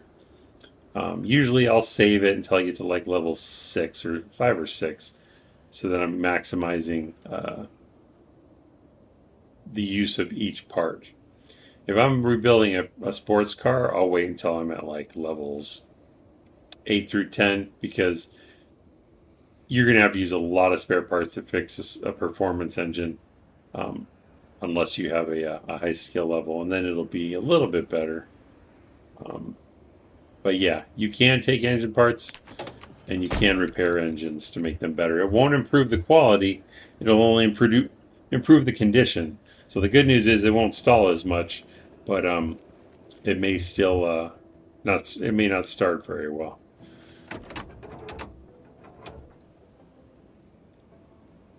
All right, can we do wheels on this? Yes.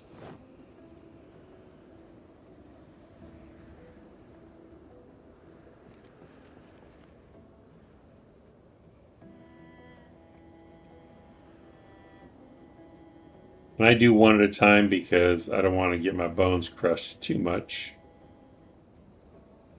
And these are value tires. They're the lowest quality tire, but they're better than nothing if you just need them. But I try to go with performance everything if I can.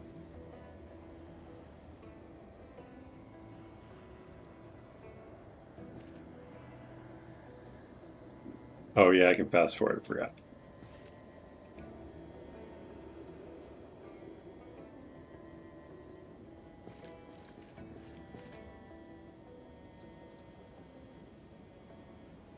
Okay, so the tires.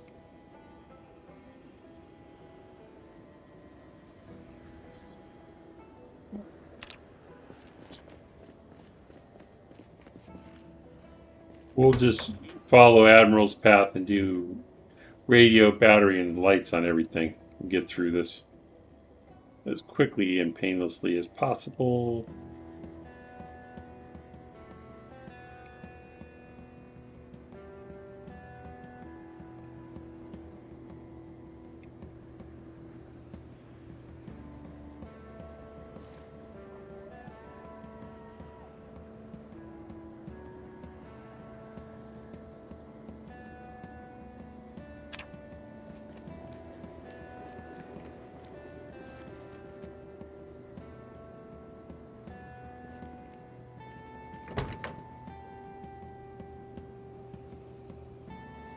Ooh, this one's in good shape.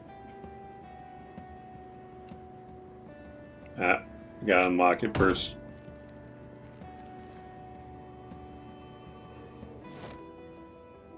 It's possible there's a key on the ground somewhere. It's in pretty good shape, so I'd rather not break the window if I can help it.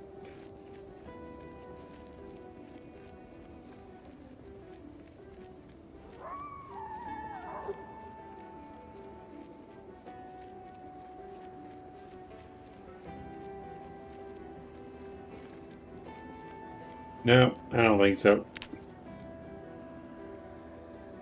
Alright, window it is.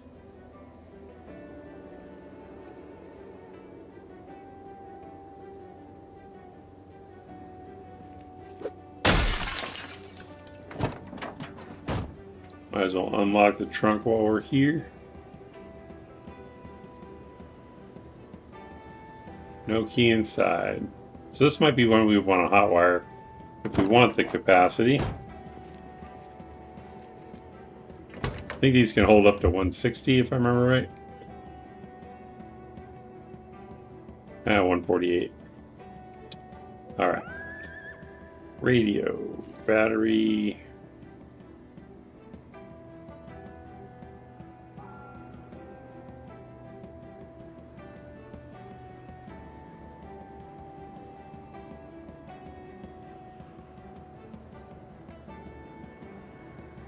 See where we're at on skill.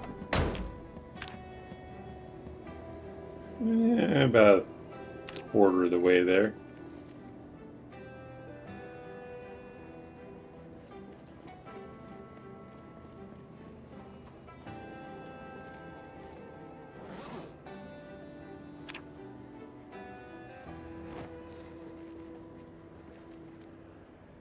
Smoke break.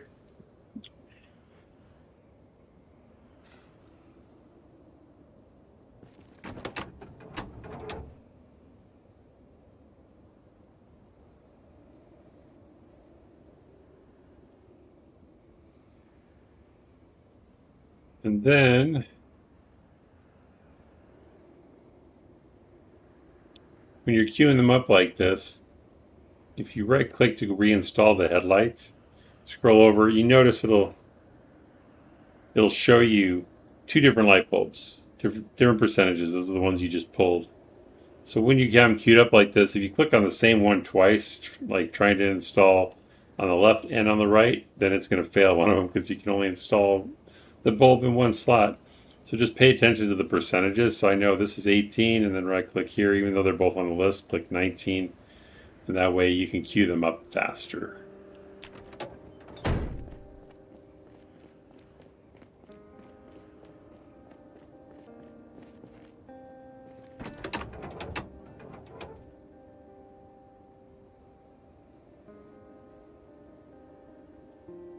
Keep forgetting, and I gotta check the locks first.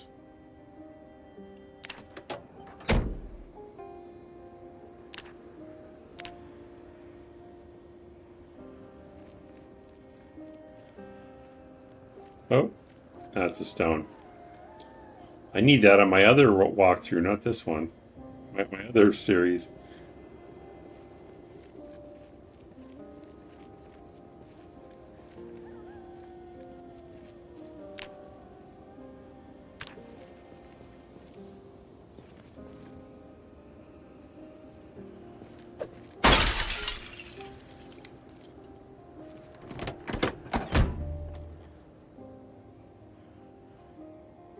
batteries, we'll take those.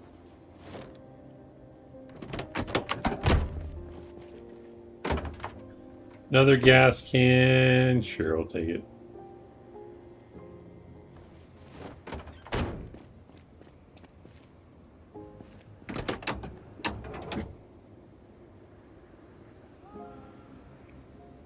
I already did the radio.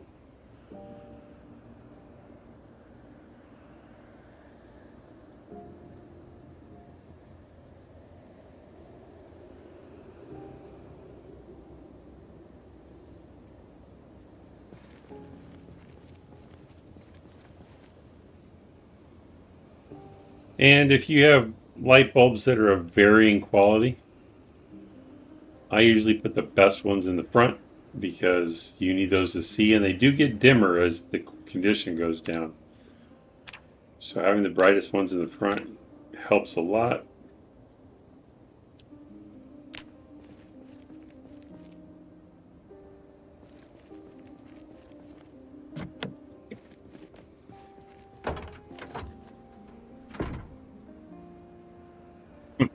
First aid kits. I don't think we found one of those yet. You can drag it and drop it to the ground. Becomes a container on the ground. Suture needle is good for stitching up deep wounds. You'll need a suture needle holder to use it. We'll grab that. Alcohol wipes fight infection. And I might collect gas cans for a while. Take an extra wrench too because it's a good short blunt weapon.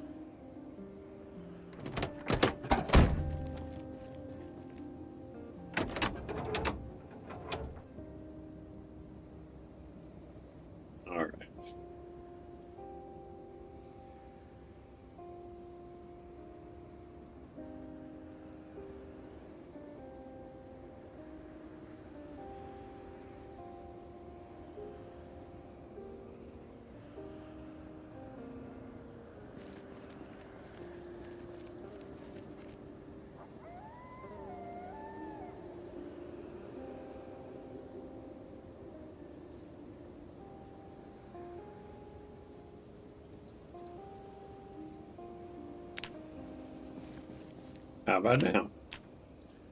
Oh, we're not even halfway yet. We'll get there though.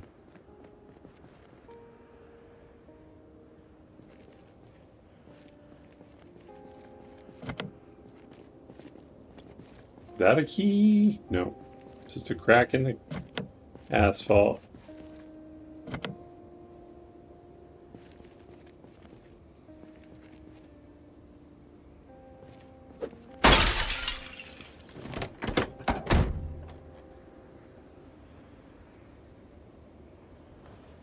Take the bandage.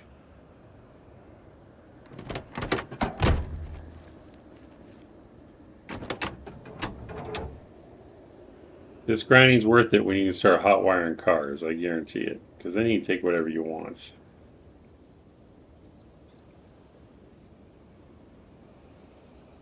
And when you are hot wiring, it's more difficult to hot wire a better car too.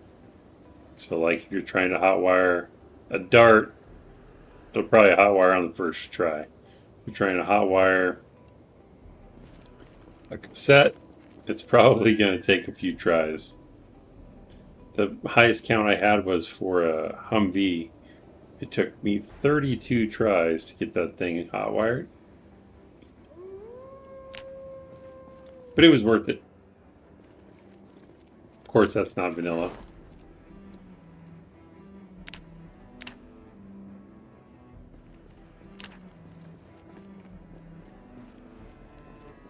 I was going to mention when I was over here, if you're working on cars like this at a car wreck, you know, obviously make sure it's clear, but also recognize that if you're working here, you probably can't. Oh, never mind. Make sure you can pass through if you think you're at risk, because this looks like you can't make it through. And if you couldn't, and they walk up behind you, you either have to run into their arms, or try and get around the bumper to get away from them. So this could be a little bit dangerous if this was blocked, but it lets you through. So that was a bad example, but I think you get what I mean.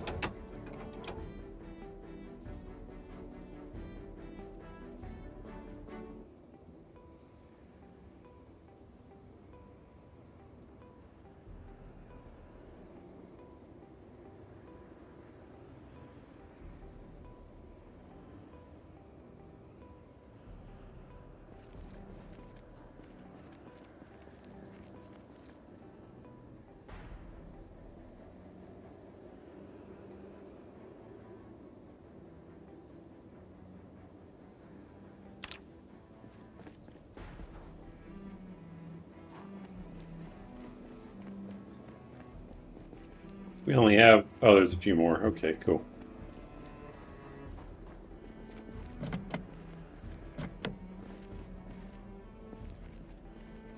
Might not be able to get to the car doors on this one.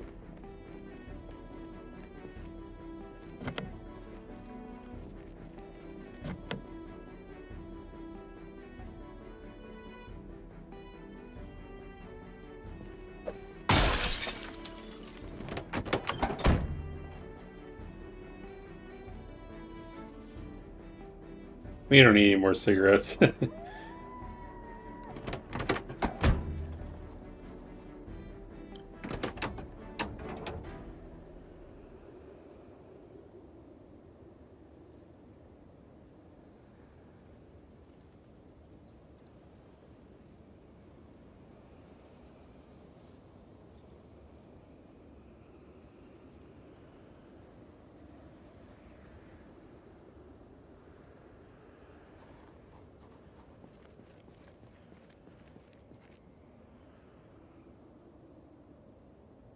Also, I got distracted earlier. I was going to grab the shotgun and I forgot. But that's okay. We ended up not needing it.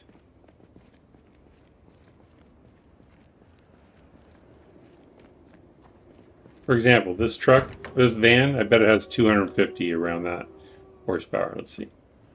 220. Even worse.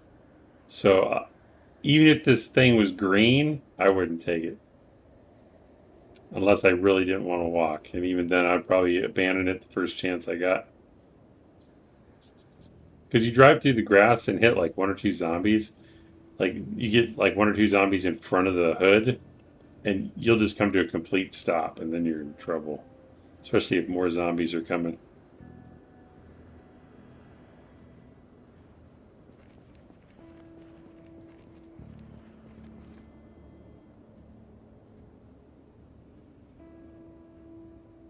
Nice and foggy. At least it's a clear area.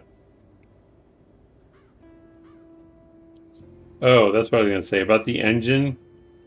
Taking the engine parts, once you reach level... This says 5 because it's heavy duty. I think the standard was 4. Also, the engine percentage has to be above 10% to get parts from it. Otherwise, it won't give you anything. It won't even let you do it. So you have to have at least 11% on engine to take parts from it.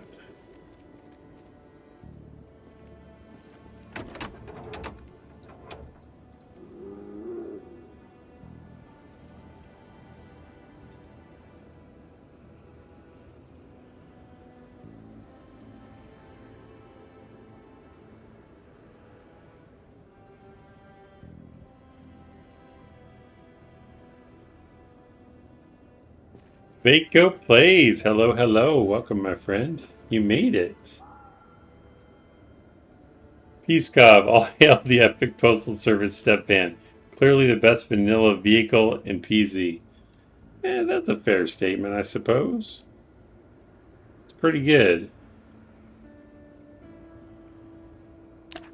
We all know Vaco would take the cassette, though. And welcome, Peacecob. So what is the best vanilla vehicle?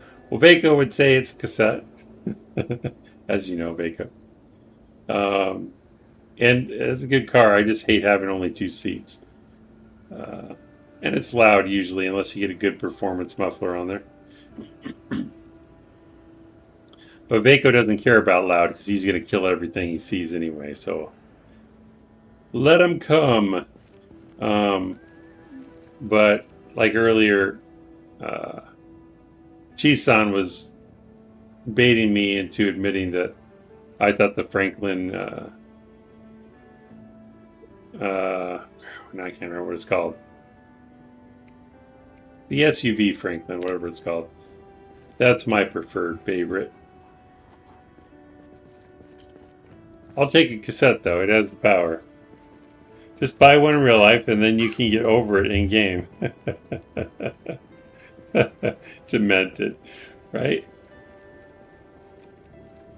Baco just knows what he likes. Is that really all the cars I have? Or am I at on skill? We need like 7 points. Okay. We'll just take a tire off or something. I hate this fog though. Oh, I should be checking these trunks for tire pumps because we don't have one yet.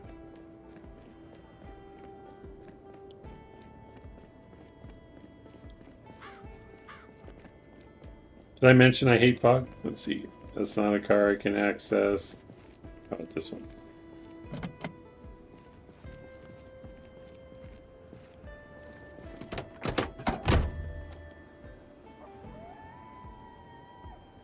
Oh, we'll grab the eye makeup. I think we have a mirror back at the house. I can show you how to use that. Because looking your best is important.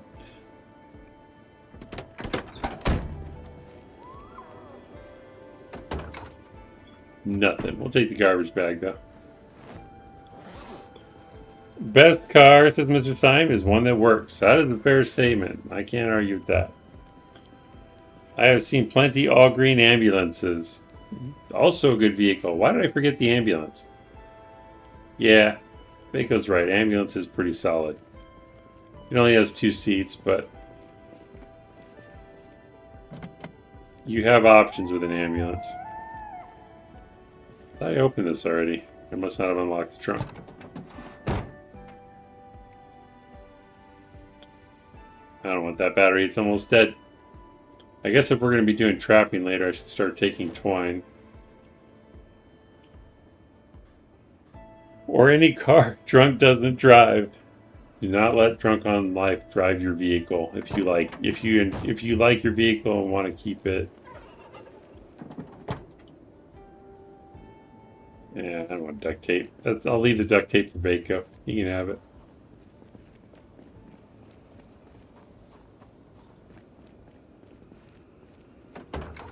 More duct tape.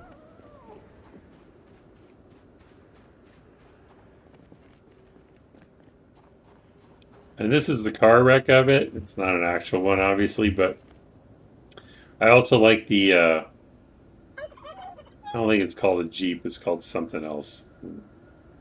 But basically, it's the Jeep that looks like this. It is the most maneuverable vehicle in vanilla. And usually I like it for that. It can get you out of some tight spaces, and the turning radius is amazing. So I love driving those too. The storage sucks on them though. There's a tire pump we need. Excellent. And we'll take the extra wrench. Alright. Let's just do this tire real quick and get our mechanics 2 done.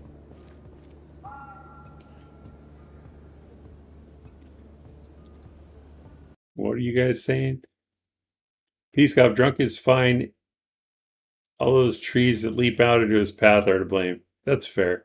Mr. Stein, nah, he upgraded to parked cars. Very true.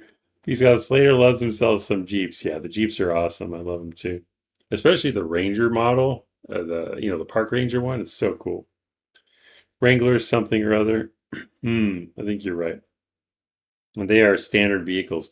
Yeah, it acts like a heavy duty, but it's standard, so it's easier to work on. The parts are easier to find. The engine parts will go farther for restoring an engine. Overall, it's a great vehicle to have. It's just the only time I get frustrated is if I need to move a lot of stuff because the storage on it sucks. But if you get a trailer with it, it's pretty good. And it can usually tow pretty well too because it's so light. That small Jeep that is normally a hunting event. Oh, really? I did not know that. So parts are easy to find for Jeeps? Yeah. It flips over pretty easy as well, indeed. Admiral, if you use V command on a burnt vehicle, it might tell you the name of the vehicle. Oh, I didn't think of that. Let's try that. I'm going to do this wheel first so we can get our level 2 done.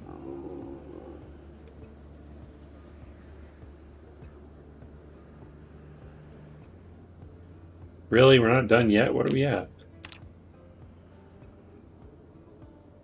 We'll do another tire. Let's do the gas tank. That'll give us some points.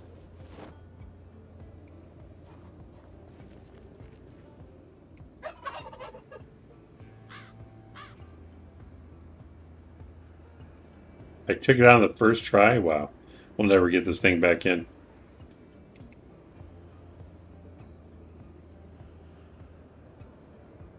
Come on. Give me the second level, please. There we go. We're going to drop the gas tank on the ground. I don't even care. Broken anyway. Alright, level 2 done. Jeep. Burnt Dash Rancher. That's what it is, the Dash Rancher. Good vehicle for sure. I wouldn't say it's the best, but if I find one and it's green, I'll probably take it because I love driving those for recon and even like small looting runs to where I don't need to carry a lot. And if I have a trailer, you can use it on regular looting runs. Parked over here somewhere. There it is.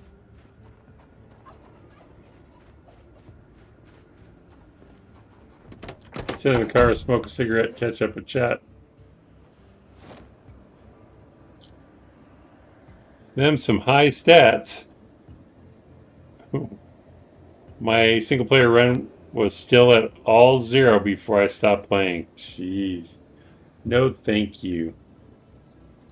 Very hungry. Is our weight coming down yet? Yeah, at least we have a down chevron. Good. That is some serious fog. It sure is. Okay, so we got the skill we need to hotwire vehicles. I'll demonstrate it while we're here. We have electrical 1, mechanics 2. That's all you need to hotwire, and a screwdriver. So let's do this step van. Was that the one that was green?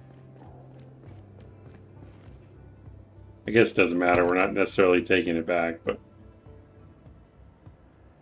yeah, it wasn't pretty. Just the window I broke. Okay.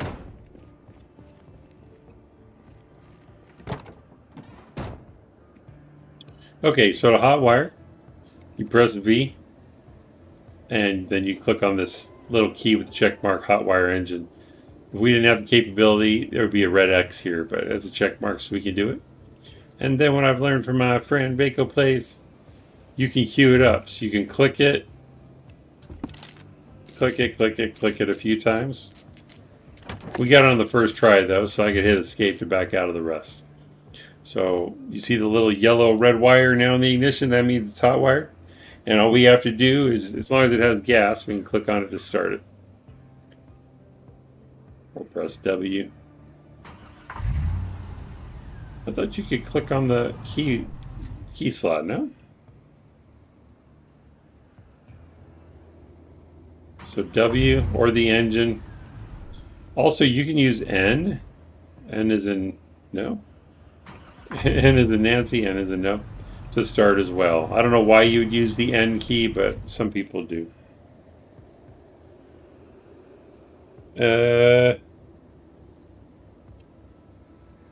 Not without a key, says P-Scav, okay. Did do 1.1 XP gain, says Mr. Stein. Crazy, Mr. Stein, says Vaco. Indeed. Using the Vaco spam hotwire method. That's right. It's the best. Game too easy unless you make challenges. Yep, very true, very true. Can be. So that's how you hotwire a car. Now if we see a vehicle we really like, we just need to make sure it has a good battery, gas in it, and then we should be able to start it. I could drive up through Muldra. Oh, I'm at 2 hours already. We can drive home though.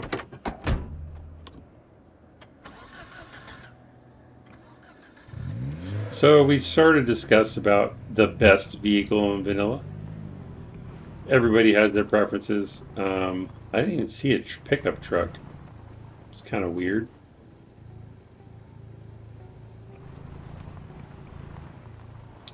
I can demonstrate it when we find one. But to me, especially in the early days when I first started playing, I really love the pickup truck because what is it? Is it C10? I forget what the model is. But the beds of the truck, it's basically a trunk that's open all the time. And you can access it from the side of the vehicle and the back. And the reason that's cool is there's lots of reasons. When you're on a loot run, you just throw stuff in there. It's easy. But also, I love it for when you're cutting down trees because you have logs everywhere. You just back that pickup truck into like a group of logs, and no matter where they are around the back of the truck, you just throw them right in. You don't have to like get the logs on the trunk end. You just do it anywhere around the bed.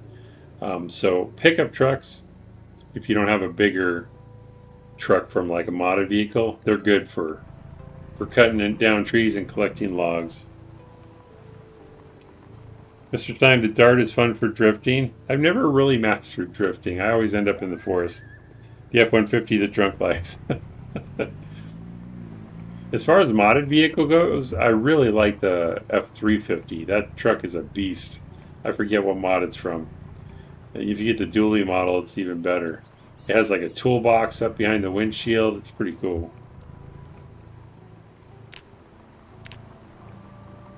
Gotta lose some of this weight. Why am I heavy? Is it the tools? Yeah.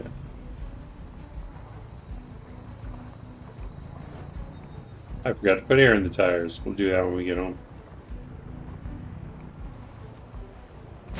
Oh, I hit a zombie. Now my hood's all bloody. Let's take a preview up here. I want to show sort of what's up here. We might even see a good vehicle up here we can come back for next episode. I don't think I've been here yet anyway.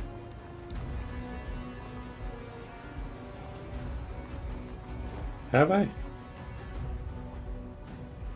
Get up the road a little bit. Ah.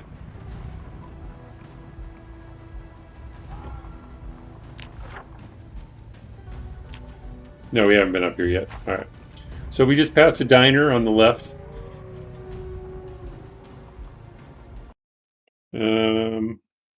Cave 15. Lots of parking spots, yeah. You can show the starter area next time. What starter area? Has very low Z spawn?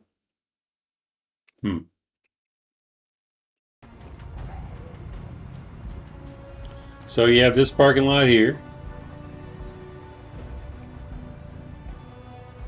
Oh wait. Yeah, there's parking here. To find cars. There's a nice looking dart right there. Nice cab. Get all these guys riled up.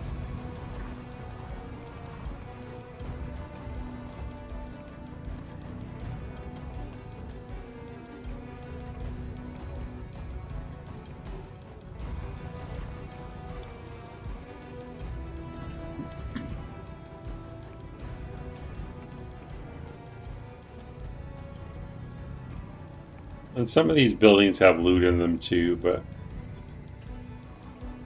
as far as warehouses go, these aren't the best. Another taxi. I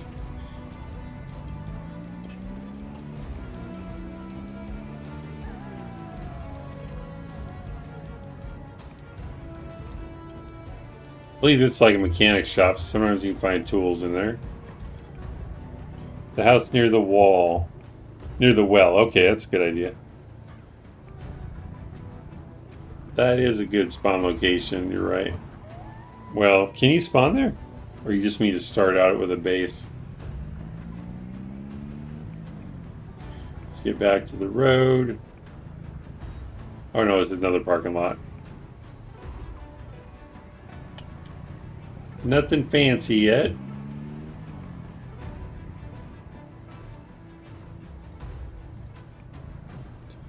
I was already in this one, right?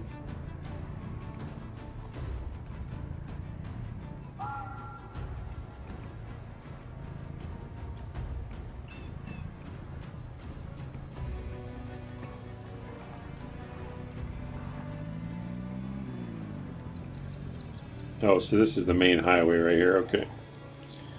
I know where I'm at now. My bread and butter on 16 times. Makes sense. Worst vehicle in vanilla is that damn passenger van. You are correct. I hate it. I know Vaco hates it. I've driven them though. I mean, if it's all you can get, it's better than nothing. Barely better than nothing. Nothing worse than having a van. I guess you could put stuff in the seats, but the storage in the back is just awful, and the horsepower is awful.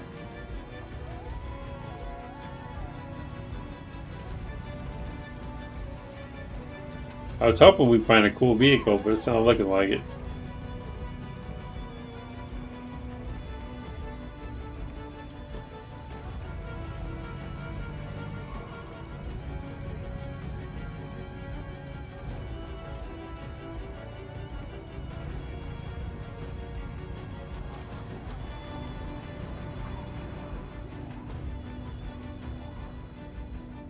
I think we've hit all the spots. Let's see. Oh, there's one down here too.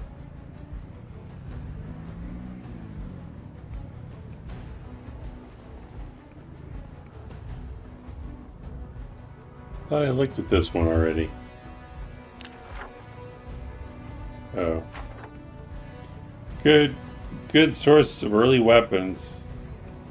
This warehouse is a duplicate of the small warehouses from Moldrop by the police station. I didn't realize that. But yeah, you're right, it is good for first weapons. I always compare it in my head to the warehouses near Riverside. I just love those. They have so much stuff. So this isn't as good as those. That's a pretty sporty looking car. It could be a fast one.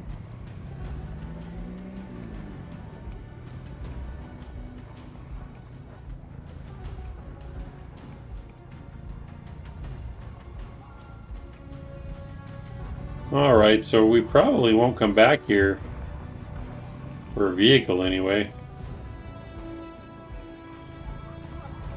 Didn't even find any trailers.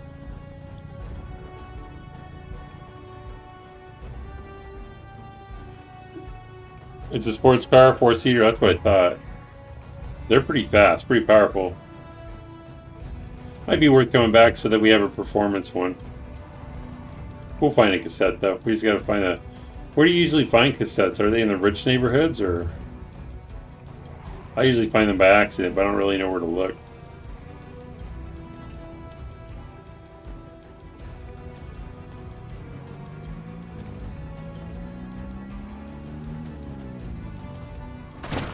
Took my hand off the wheel. Big mistake.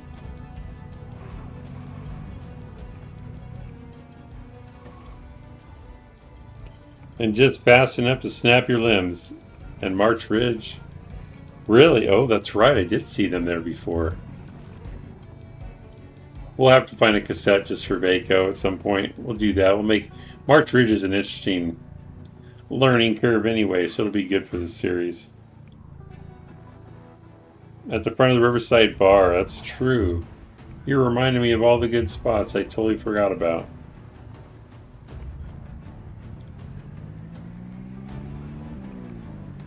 I know there were vehicles on that side, so we'll try to stay over here.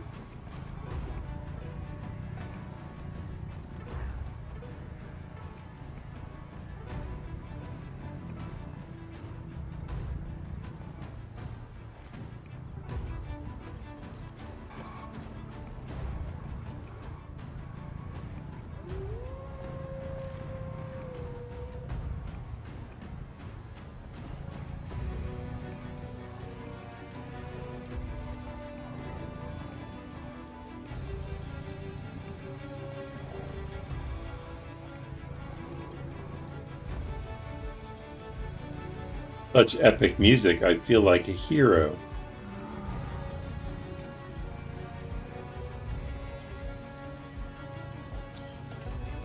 Mr. Simon, the clearing the apartments is a good skill challenge? Absolutely. Peace God, I never understood where all these zombies came from. That's a good question. I think sports cars have a high spawn chance at any bar. School of Drunks showing through. What are you talking about? Because I'm driving and reading chat? Alright.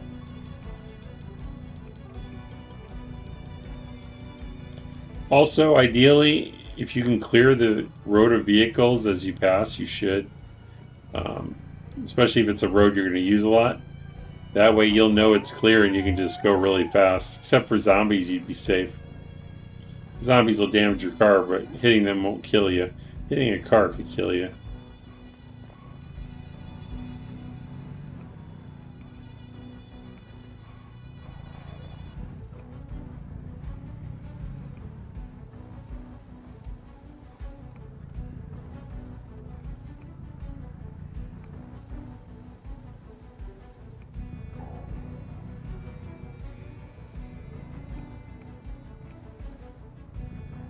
Almost home.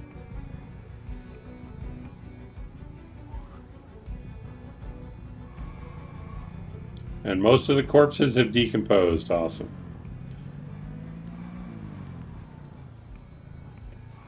Well, we did get hot wiring skill. We learned a little bit about mechanics today, so that's awesome.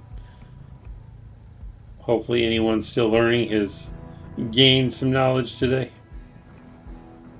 We'll be driving that Spiffo van, I'm sure of it.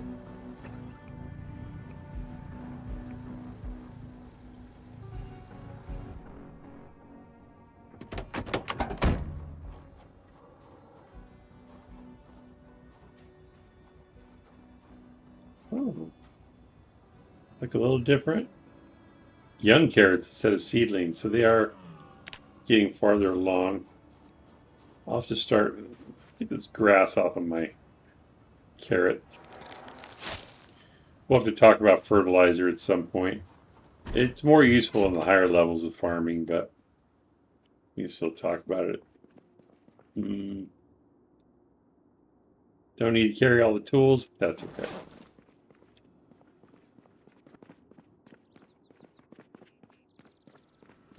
Of course, now that I put the generator next to my room, I can listen to it while I sleep.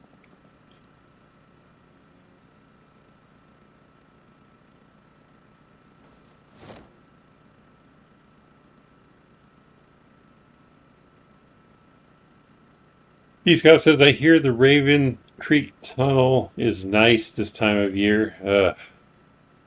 I have bad memories of that place. The tunnel specifically. Mr. Simon, you should do the how many dead Zeds until you flip your car on the road. Doesn't take many. Just gotta hit them going fast enough. Oops, Zed ran into the hood. I never understood yet. Like a walk in the park. No. That tunnel sucks, man. I hate it. Very tired, very hungry. So we got our ability to hotwire. Good. Mechanics level 2. That'll be helpful. Weight's going down. We're still overweight. I think it drops at 84, maybe? I can't remember. But this is where I end, folks. Thank you for coming out to check out the stream and hang out with me. I appreciate you taking time out of your busy day to stop by and hang out. Thank you for all the likes and all the laughs. 17 likes today. Wow, you guys are crushing it. Excellent. Mr. Simon, a good tip for plumbing sinks is to set barrels on the west side of the house. Lots of solid info, says Admiral. Thank you. Take care as well. Set barrels on the west side of the house. Well, I mean, we built the platform on the west side of the house. And then I put it over there because that's where the sink was. But I think I know what you're getting at.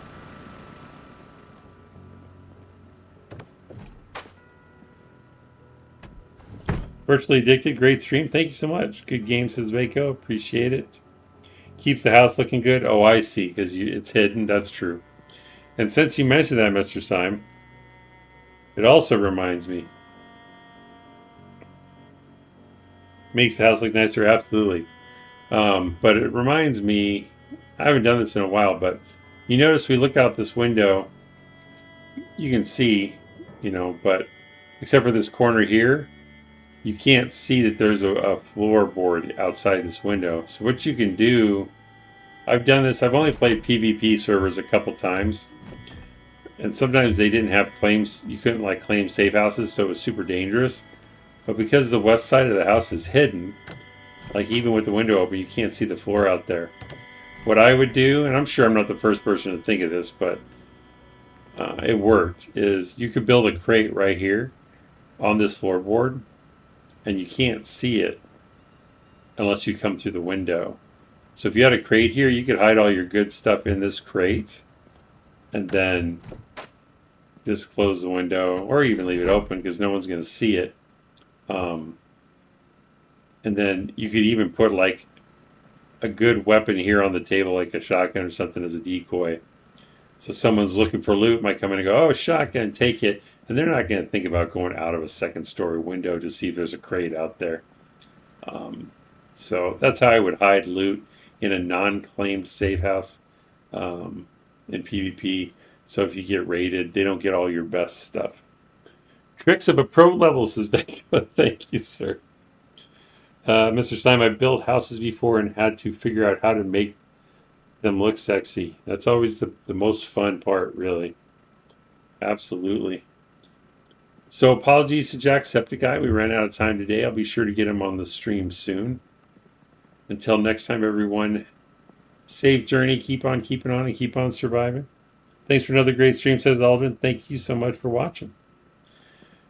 And until next time, enjoy the rest of whatever you have left, day or night. I'll see you tomorrow. I'll be back on the Mutant first run. I don't remember where I left off. I'll have to review it, but and I'm hoping to have and I was talking about this yesterday. Tommy says, I know where Snow Beetle hides his loot. Oh, I have other hidey holes too. I won't share all my secrets. But the membership badges are ready, the emojis are ready, the membership plans are ready. I want to make a join video, but it's going to take me a minute, so I might skip it and make it later. But I really want to do it before I start memberships, but I'm almost there. I'm getting it done, slowly but surely. I want to do it right. Ever wash your character? When I have water, I will. I have about 160 units plumbed in the kitchen sink. I need a little more water. I should do it when I go looting. I just forgot. Mr. Stum, I just throw my loot into trash bags and throw them randomly into forests. Yeah, hiding them behind trees works. And they're just places people won't look. Like, I guess I shouldn't say they won't look. There's places people, like you can put a trash bag on the ground behind a vehicle. I've actually hidden generators behind crappy vehicles at gas stations. I knew the spot to click so I could turn them on, but no one would know the generators were there. So I could leave a generator at a gas station in relative safety because no one's going to look behind a decrepit car they're not even interested in. And you couldn't even see it. You'd have to like start right-clicking around trying to find where the generator is if you even knew one was there. So that's another tip. You could hide generators at gas stations so that you can use it, but it's unlikely anyone's going to find it and steal it from you. Trash bags on high grass. Really, I never tried that. That makes sense, though, because the corpses disappear, too.